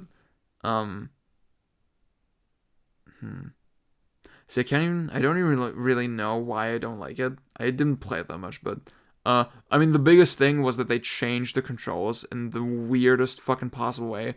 They overcomplicated everything. Basically, now, instead of just holding forward to let go of the arm, to like detach the arm and swing and like jump, I guess. Oh, by the way, you can jump in the first game. In Bionic Commando, that's the biggest thing about it. There's no jump button. There's just the arm button. They added a jump button in the sequel, but like it's pretty inconsequential. I do think the lack of the jump makes the game more interesting. Yeah. Anyway, what they did in the sequel is that you need to press the button again to let go. And that doesn't seem like such a bad idea. Like, it seems like it makes kind of intuitive sense. Like, you press the button, and then you press to shoot the arm, and then you press it again to retract the arm. Kind of makes sense. But in practice, it makes the game way fucking more awkward. The fact that you need to separately, deliberately time the letting go of the thing when you're swinging. That makes it so much more fucking awkward. And I guess, see, I do know that the game kind of is popular with speedrunners a little bit, apparently. And maybe it is because you have more freedom in how you swing. Because, yeah, in theory, you get more freedom with how you swing now that you can just let go at any time with the button press. But to me, it just made the game so much more fucking awkward to play. And I hate it. And it's so weird because only that game is on Xbox One backwards compatibility. They didn't add the first one for some reason. Did they add the 3D one? The 3D Bionic Commando is actually really fun cool. That's like low-key one of the coolest games. I really like that game. And people don't appreciate it at all for some reason. I know, blah, your wife is your arm. Spoilers. Your arm is your wife, more like, yeah. But the fucking combat is so cool. Like, just grabbing people, and like also the shotgun feels great. And you can like drop kick them in their face and launch off of them and stuff. My god. It's like Spider-Man 2 with a shotgun. The Spider-Man 2 movie game with a shotgun. How awesome is that? If you don't want to play that right now, then I don't know what's wrong with you. So yeah, Bionic Commando Rearmed. Bionic Commando 3D, 2009. Great games. I still need to play Bionic Commando Elite Forces, I think it's called, on the Game Boy Color. That game seems really cool. Yeah. Very underrated Capcom games. Like most Bionic Commando Rearmed. I mean, yeah, I'd say 2009 is like a 7 or an 8. But Rearmed is a 10, and it's like probably the most underrated Capcom game of like the last decade. Well, maybe that and probably Breath of Fire 5. I still haven't played Breath of Fire 5 though. That's why I can't really speak on it.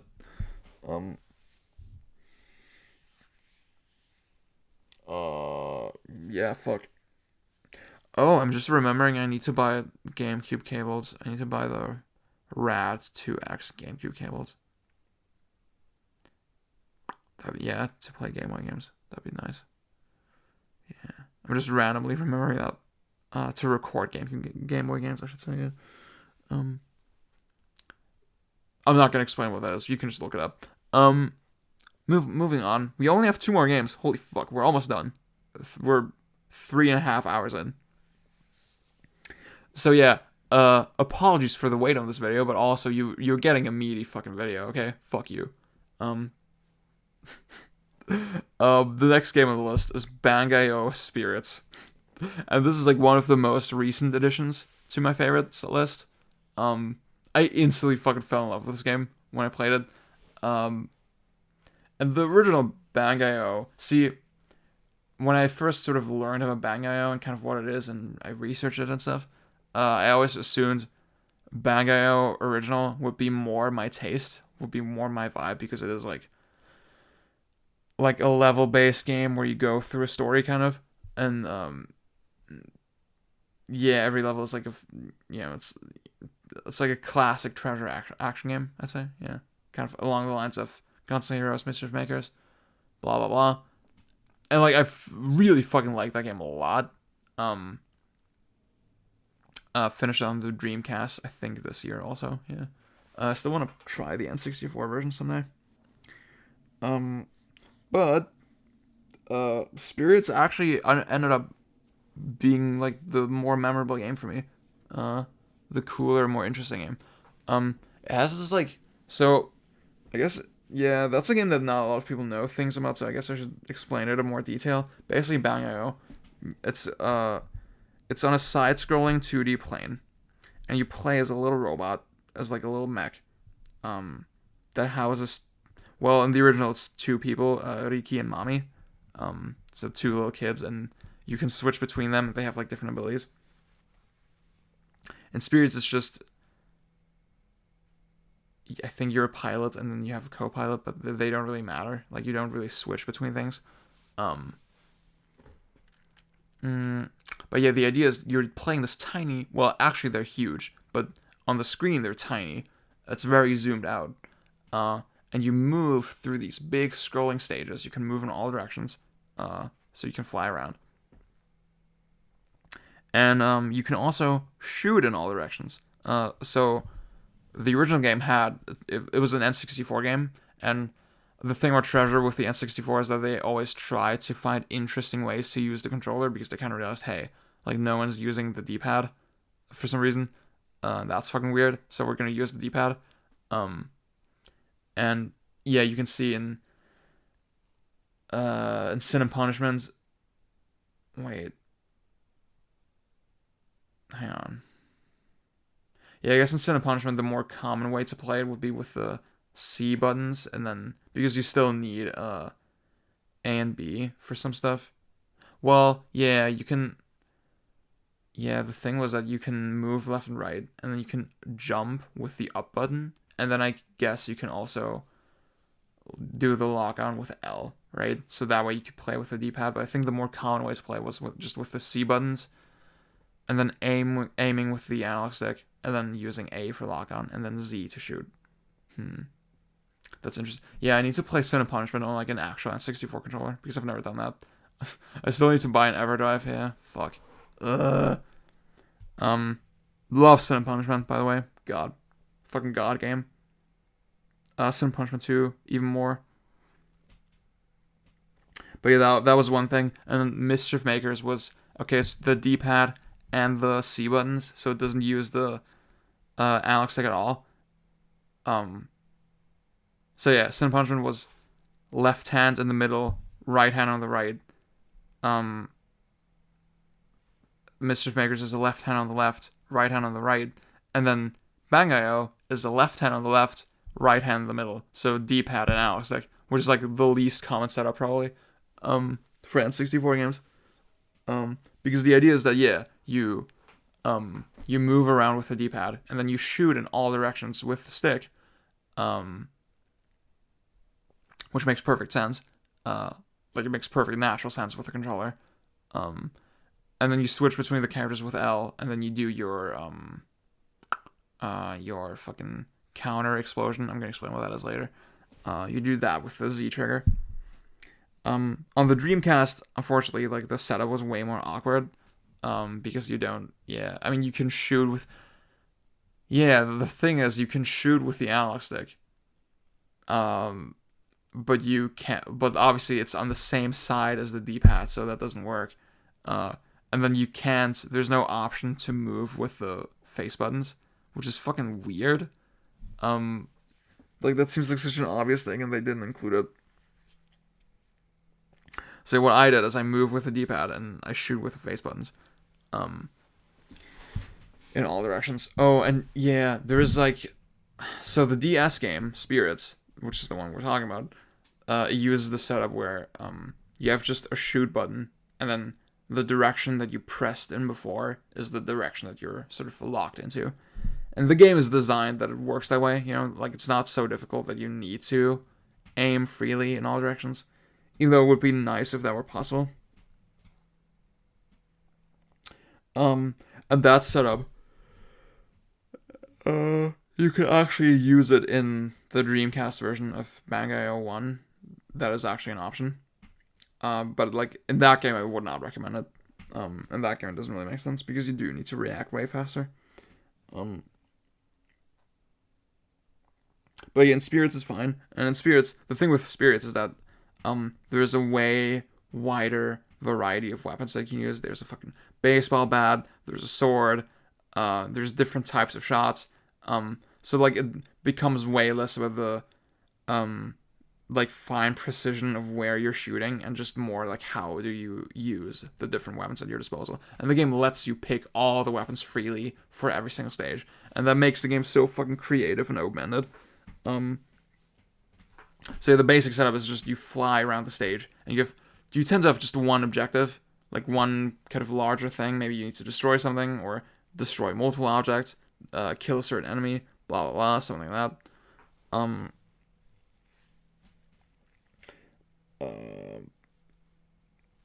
Yeah, and Spirits specifically has this like thing where, so Bang 1, not a lot of story at all. Like there's like these like weird blocks that you can activate in the environments, and they trigger like a dialogue sequence that you can just skip immediately, and then the bosses have dialogue, but that's it. But you do have to like unlock the levels in a linear sequence. In Bang Spirits on the DS, every level is just unlocked from the start, and you can jump in anywhere, however you want. And the game has a level editor. And you realize that all of the levels of the game were actually built with the editor, because the game lets you just take every level and like fuck with them. You can add stuff and you can remove stuff and shit like that. And that's so crazy. Like, it really feels like a game where the designers did not stop at any point. It's the fucking image of the anime girl where she says, there's a point where we should have stopped and we've long crossed it, but let's keep going anyway and see what happens. That image is this game. Even the stages that are just made by the designers, like you can do even crazier shit. But, like, even the stages that are made by the designers are so fucking unhinged and stupid at points, where so you can, like, take individual enemies, and you can just scale them as much as you want. You can make them fucking huge, that they take up the entire fucking stupid-ass screen on your DS. Just imagine playing this on, like, a DS Lite, just with the tiny screen. Holy fuck. I played it on a DSi XL.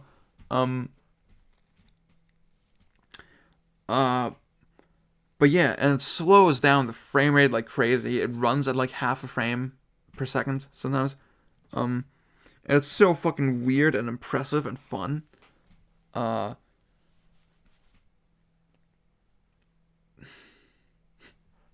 sound like a crazy person probably. It's very hard to explain why the game is so fun. Yeah, I think I already said the game has like a puzzle angle to it where usually you enter a level. Like, there are some levels that are reminiscent of the original Bang, where it's just you're freely flying around and you're shooting enemies, and like it's just kind of fun moment-to-moment challenges, it's good shit like that. But then some levels stack the odds so fucking against you in such a crazy, like extreme way. That you need to think about like a concrete solution. You need to make a plan with how you use the weapons. There's like stuff that like lets you reflect shots. There's homing missiles. There's missiles that are just kind of balls and they bounce off of walls and shit like that. And all the stuff comes in handy in like completely different ways. And you do get the sense there's like an intended solution sometimes, but like it's like very hard to know if you even landed on, like, if you find something that works, you never know if like that's actually what the designers intended you to do, because the game is so fucking creative and open-ended. One of the coolest mechanics in all the Bang.io games, and there's 3 of them. 3 if you don't count N64 and Dreamcast as separate games, because they actually are kind of different. They actually changed some mechanics. One of the coolest things is that you can hold down the trigger, or like on the DS, it's the right shoulder button. Well, actually, yeah, it's the left or the right. You can like have 2 separate ones. To like charge an explosion, you can basically just blast a volley of shots either in all directions or in a single like concentrated direction. And the coolest thing about it, on N64 was different, but on, well, actually, yeah, I don't know how it exactly was on N64, but like on Dreamcast, in Spirits, you do need to charge it up, and that changes some stuff, but basically the most basic concept is that if you have like danger coming in and surrounding you, like bullets close to your character, for example, that's the most basic example, that will amplify the power of your shot once you let go of the trigger. And like, it's such an obvious basic example of risk and reward, but it works every single time, and the payoff is so fucking ridiculous, because the way it's done in practice is that you, like, it doesn't just amplify the strength of your shots, but like it amplifies the number of your shots in the Dreamcast game, for example. So you just get a crazy amount of missiles if you just time it right, and it's so fucking satisfying, and it slows down the frame rate like crazy, and it feels like a nut every single time. It feels like the biggest nut of the universe. I just remember the final boss in Bang.io Dreamcast, and just how fucking ridiculous, like, because the final boss, and I guess it's like a little bit of a mechanical spoiler, but they can do the same thing to you. They can also like do the counter explosion thing. They charge up and then they just let go of this volley of missiles. But if you react fast enough, you can counter that, and it gets so fucking insane. It feels like the perfect culmination of what the whole game was kind of building up to and aiming for. And it is the fucking best. And on DS and Bang.io Spirits, not only do they all this, not only do they all that shit, but they also add this like flourish where the size of your shots gets bigger if you do it as a reaction to an enemy. And it's so stupid, and it's also amazing at the same time. What a fucking game.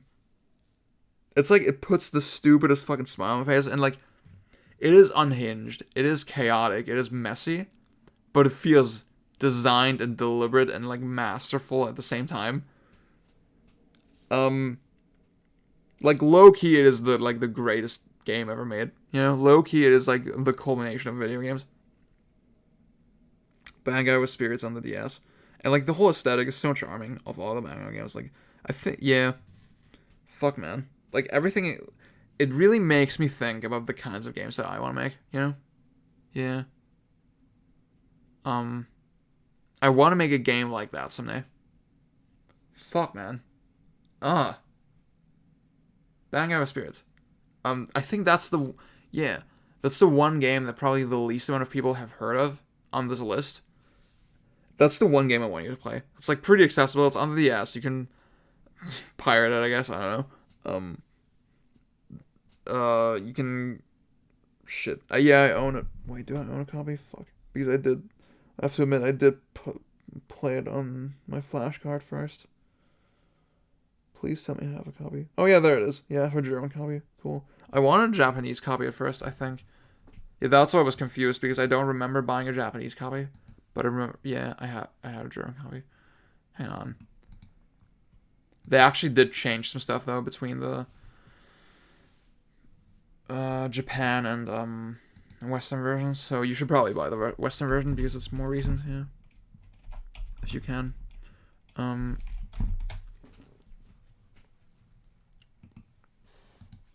Yeah, I'm finding like the German version for like less than €20.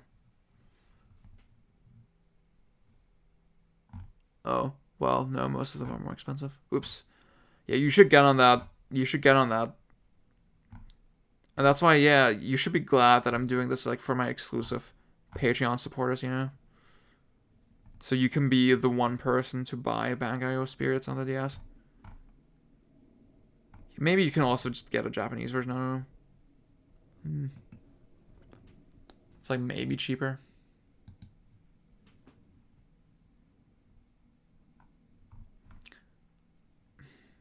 I bought a new Saturn. And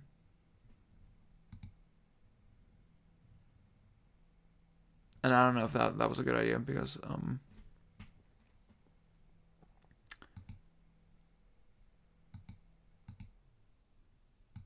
see, when I bought it on eBay, they said, yeah, it's like they don't have the means to like test it. They don't know if it turns on or not.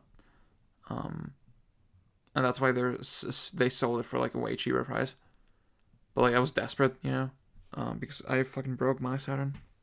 Yeah.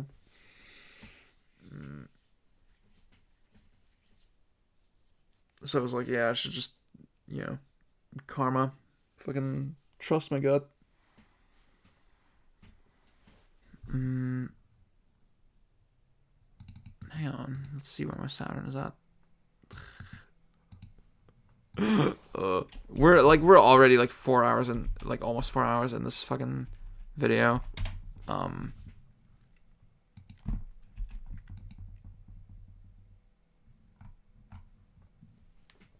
So you can indulge me, right? You're ready to indulge me?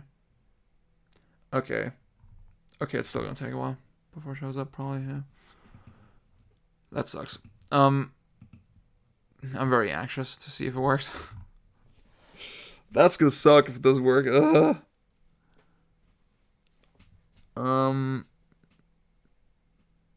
Shit, okay. So now we're finally at my favorite game of all time. The number one that I was building up to. Yeah, I said I went through the alphabet backwards, and then even then I cheated. So Bangai-O would actually be ahead of this game in the alphabet. And also 999 should be first, you know, because it's a number. But yeah, I wanted to talk about this game last because it is the most important game, like the most perfect me ass fucking game. Y'all know what it is. It's Bayonetta. Maybe I'll make the joke of this video that the footage that I use for the video is just Bayonetta the whole time. But then I make a secret out of it that Bayonetta is my number one. That would be so funny.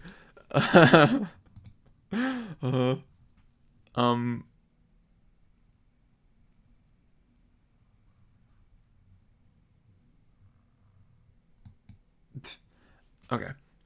Sorry that I keep getting distracted. Fuck, man. Bayonetta. Here's the thing. I first played Bayonetta close to when it came out. I bought a 360 to play it. And like, so I was 15 around the time. And I got all platinum trophies, like regular platinum, on normal mode. So I unlocked John that way, and I beat Rodon. And at that point, I was already sure that it was my favorite game. And that's ridiculous to think about, because I didn't even know a dodge offset at that point. Which is, that is like insane to hear now, but it really speaks to how the game just works on like a very stupid surface level, yeah, on a very stupid surface kind of enjoyment level, where you dodge things and it feels good, and you mash the button and that feels great, and you feel like you're doing stuff, you know, you feel like you're kind of mixing and matching weapons and like trying different moves and shit. It has this like really basic enjoyment of an action game. But then when I returned to it, closer to a, yeah, that was the thing. I was like, okay, this is my favorite game. I'm gonna like kind of let it rest for a while. Yeah. And then I returned to it like closer to when Bayonetta 2 came out, which is already like 5 years ago now. Holy fuck. And actually, yeah, no, I think I played Bayonetta 2 and then I went back to Bayonetta 1 on the Wii U version. Yeah. And like, I mean, two observations. A, Bayonetta 1 is just way fucking better. Holy fuck. See, that at that point I didn't hate Bayonetta 2 already, because that's the thing. I didn't quite understand just how insanely mechanically different they were, those two games. I did think Armored Climax is stupid, the bosses are fucking stupid, Witch Time is stupid. I did think all of that stuff, but I didn't realize just how deep the rabbit hole went, until I understood Bayonetta 1 better, And, holy fuck, man. Like, there's just a whole world to this game that really opens up to you once you actually give it the time that it needs. And once you're not 15 and you actually fucking understand how to play video games.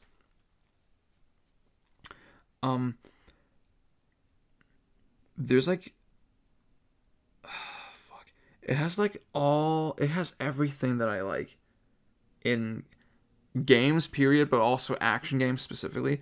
It has like little context sensitive actions that are so easy to miss and yet add so much to the game. I always think about this thing where you can launch an enemy and then press punch again to grab them and sort of slap them around, right? And that's cool. But the slap lets you knock the enemy that you're grabbing into other enemies, and it even lets you deflect projectiles that way. And that is so crazy to think about that works.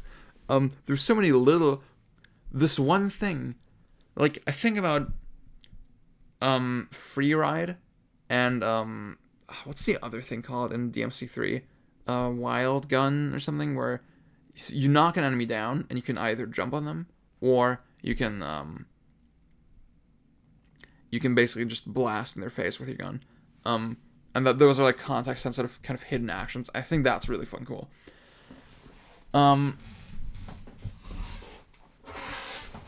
But like, in Bayonetta, the grab, like it doesn't just look cool and different. It actually has new interactions, new ways to,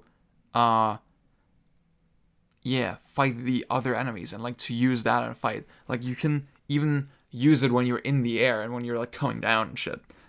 And you can use it with different weapons and it has like slightly different implications because of that. Like with Saifang, you have to first throw Saifang and then you can launch the enemy and then you can grab them. Like normally it doesn't work, but they thought of this little detail, with this one specific weapon. That is nuts. And then you have like the knockdown where you can sweep the enemies and then you can grab them on the floor and like wail on them. And then at the end you get a Wicked Weave out of that, and the Wicked Weave can hit the other enemies. And then depending on the weapon you have, it's like slightly different as well. My fucking god. So I love shit like that. I love that, like, yeah, from minute one, you have dodge offset, and you have sweeps, and you have launchers. So you basically have all of the most, like, creative mechanics. Yes, you don't have, like, Armor and Spear, Beast Within. Like, there's a lot of little stuff that makes the game even more interesting once you get it. But the pacing of the unlockables is very quick. And it has this thing of DMC3 and God Hand for me, where I can jump into it and immediately fucking just have fun playing it, even on a new save file. And then the most significant thing about Bayonetta to me is that somehow they met this perfect sweet spot. Yeah, so I've heard people say that Bayonetta is not as sandboxy as DMC 3 and 4 or 5. And to some extent that is true. But also, I think people who say that tend to not be very good at Bayonetta, or they don't really understand it that much. Because to me, that statement, it speaks to kind of a lack of understanding. Because Bayonetta still is very fucking sandboxy. It's very creative. There's so much shit you can do. It's not, yeah, it's like not that much less than, when I think about it, like now, like it's not that much less sandboxy than DMC3 or 4 or 5. Maybe it's not even less sandboxy than 3 is the thing, you know? I think it's like pretty close to 3, actually. Maybe even more than 3, you know? Because 3 does have some limitations because you can't style switch. You can only have 4 weapons equipped at a time. Well, in Bayonetta it's the same thing, but like, I mean, the individual, yeah, that's the thing. Like, the guns in DMC3 don't do as much as the extra weapons do in Bayonetta, you know? So yeah, Bayonetta 1 might actually be even more creative than DMC3. And like, it has more intricate physics, like the way you knock enemies into each other has like new interactions that you don't really get from DMC3. Yeah, like fuck. And yeah, you have re-launchers in the air. Do you have that even in DMC3? Like that you can launch enemies even higher when you're in the air? Like probably not, right? Obviously jump canceling is more flexible in DMC3, but that's the thing. Jump canceling in Bayonetta wouldn't really add that much, you know, because of the way weapon switching works and because the game kind of is floaty in general. So that's why they probably didn't really go for that. But yeah, somehow Bayonetta is a super fucking creative sandbox game where I always feel like I can do weird shit with the enemies. I can experiment a lot. But at the same time, somehow it still has this really clear, interesting way that it wants you to play it. It wants you to finish your combos. It wants you to use dodge offset. It wants you to use wicked weaves, but it also wants you to milk the health bars. It doesn't want you to kill the enemies too quickly. It wants you to not drop your combos. It wants you to taunt. It wants you to use different weapons. Like in DMC3 and like all of the DMC games basically, it is a lot more esoteric. It's a lot harder to actually know if the game is looking for like specific things other than variety of attacks, you know? Like DMC does reward jump canceling, for example, a lot, so it does kind of reward you for finding hidden interesting stuff. But then also just rewards you for like hitting lots of dudes at the same time, which is great.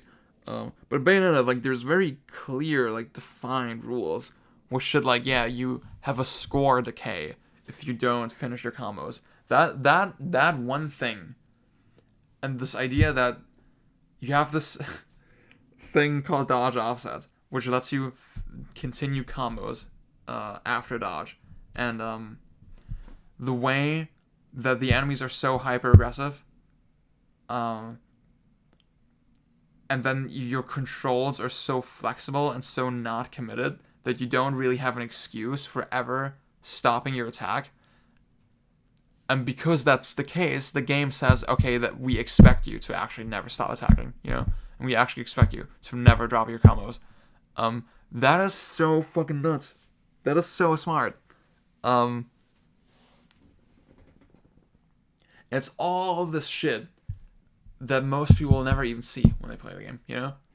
And that is the key. That is the thing that makes the game as good as it is. That is so fucking nuts. That it still works on like this really basic enjoyment, pure joy kind of level. Fuck, man. And yeah. Like, it has the specific way that it wants you to play it, and yet I somehow never feel shoehorned into a playstyle. That is such an insane accomplishment. And honestly, yeah, I can't think of another game that's like that challenges me on such a interesting, specific level, but also gives me so much freedom. And that more than anything, I think, is why Bayonetta is my favorite game. And like, there's all these fucking little details I love about it. I love the way the weapons feel. I love the way the just Onyx Roses, the way the shot, like it's a shotgun, and the way it sounds, and the way Bayonetta sort of twists it, like twirls it after every shot, and the way it sort of just bounces, and the animation of it, and like the 360 the spin thing on the ground, and using Odettes to freeze enemies in the air, and like using the 360 spin kick to like stay in place, throwing Siphon like kind of like round trip in DMC, relaunching enemies, the rules that govern how enemies can be launched and shit. What the fuck, man? And yeah, like all. Oh, see, I mean, God Hand is like obviously the ultimate game of like knocking enemies into each other and like launching them and sweeping them and like doing things with them when like depending on the kind of state they're in. But Bayonetta copied most of that stuff in a way that makes so much perfect sense. Like there's distinct differences with how you open up enemies to damage when you like do a leg sweep or do a launcher. And like I love that there's heavy knockbacks with the Tetsuzanko. I love the heavy launchers. I love the magic system is fucking genius. And like the style and the vibe of the game is so unique, and there's like so wholly original, so stupidly original, like that it's become like it was a new IP, from a very well loved director, but like I mean he didn't, his Twitter wasn't like a meme yet, from a new studio, that it sold okay, right? Bayonetta sold pretty okay, but it didn't sell like crazy, and yet everything about the game became so iconic. Fucking gun heels and hair demons, and she covers her body in her hair, and fucking she's a witch, and like it has this like really European flavor to it, and David Bowie, you know. Yeah, Bayonetta, easily my favorite game of all time. I truly cannot imagine a better game. So my only real complaint with Bayonetta is probably the boss fights. Because so the John boss fights are fucking amazing. Like I have no problems with them at all. I think they take great advantage of the mechanics as well.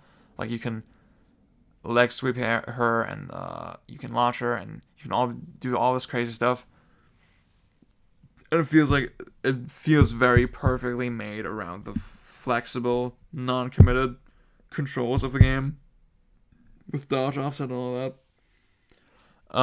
But like the other bosses, like the huge kind of set piece bosses, they're fun. They like they get a lot out of the movement of Bayonetta.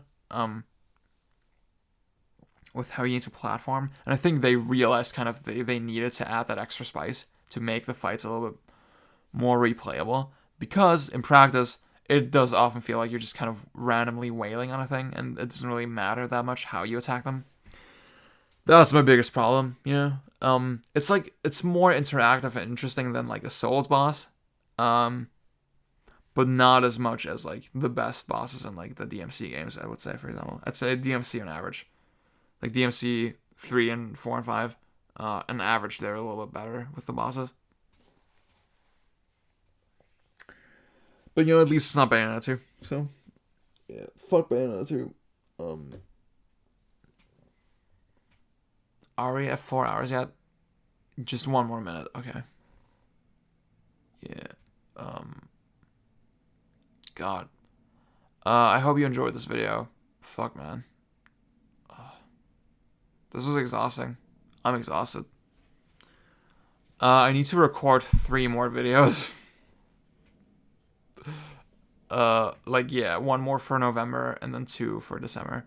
I already know what my topic for November is, the last one, and then for December I'm not really sure. I'm definitely, I wonder if I should just drop everything at once, just to make a huge impact. And then I need to do like an update video just explaining what the fuck the state of the channel is right now, because it's getting disgusting. Or I'll post it on Patreon. Yeah, no, I'll just make a video on YouTube. Yeah, on my channel so that everyone kind of sees it. Maybe I'll get on camera again, man. That'd be cool. Yeah, I mean, you should definitely at least skip to the Bayonetta part, I think. Well, yeah. That's the thing. I think I went way more into detail with some games than I went with others. I said way more valuable shit. But I guess, that's just the nature of the video. It's like, I'm not gonna make a full fucking essay on every single one of these games. It's just not realistic. I just wanted to speak from the heart and with passion, and I think I did that. Yeah, and I hope you enjoyed it, and I hope maybe you learned something new. Saw some games in like a different light, maybe, or like that you're encouraged to try some games or try them again, maybe. Yeah, fuck. I'll holler at you. Astral Chain video never. I'm definitely. Yeah, I guess I can reveal now. I'm gonna do that I'm gonna talk about this in the update video. But like with how much I'm strapped for time these days. Because I made it like a Patreon goal to make the Bayonetta 2 video, that needs to be my number one priority now, I think, to get that out. So whatever YouTube time I have, I guess I'll do the remaining Let's Argues as well. But then whatever time I can muster up for YouTube, I'm going to spend on the Bayonetta 2 video. Yeah, that's the most important thing right now. Because I don't want to disappoint y'all, and I think that's the most important thing I should do. In terms of the channel, that's like I want that to be my legacy. Obviously, I'm going to keep making the Patreon videos. To like justify the existence of the Patreon, and like I'm going to keep doing live streams as well. But like as far as like real ass videos goes, things are looking kind of bleak at the moment because, I guess I should just say I'm in college, 20-hour job. I have a girlfriend. Oh, I have a girlfriend. What the fuck? Who I love a lot, and I want to, I want her to I want to give her my full attention, obviously. Yeah. So, I don't know. Fucking YouTube just needs to take a backseat right now. Yeah. And I'm sorry if that's disappointing, but yeah. Hope you enjoyed this. I hope you can expect stuff like this at least, stuff like this video. Yeah. Well, not I hope. I think you can. Yeah. You can expect more stuff like this. Yeah. I'm such a fucking stupid fool. I don't know how to talk. Yeah. All right. Bye. Happy New Year.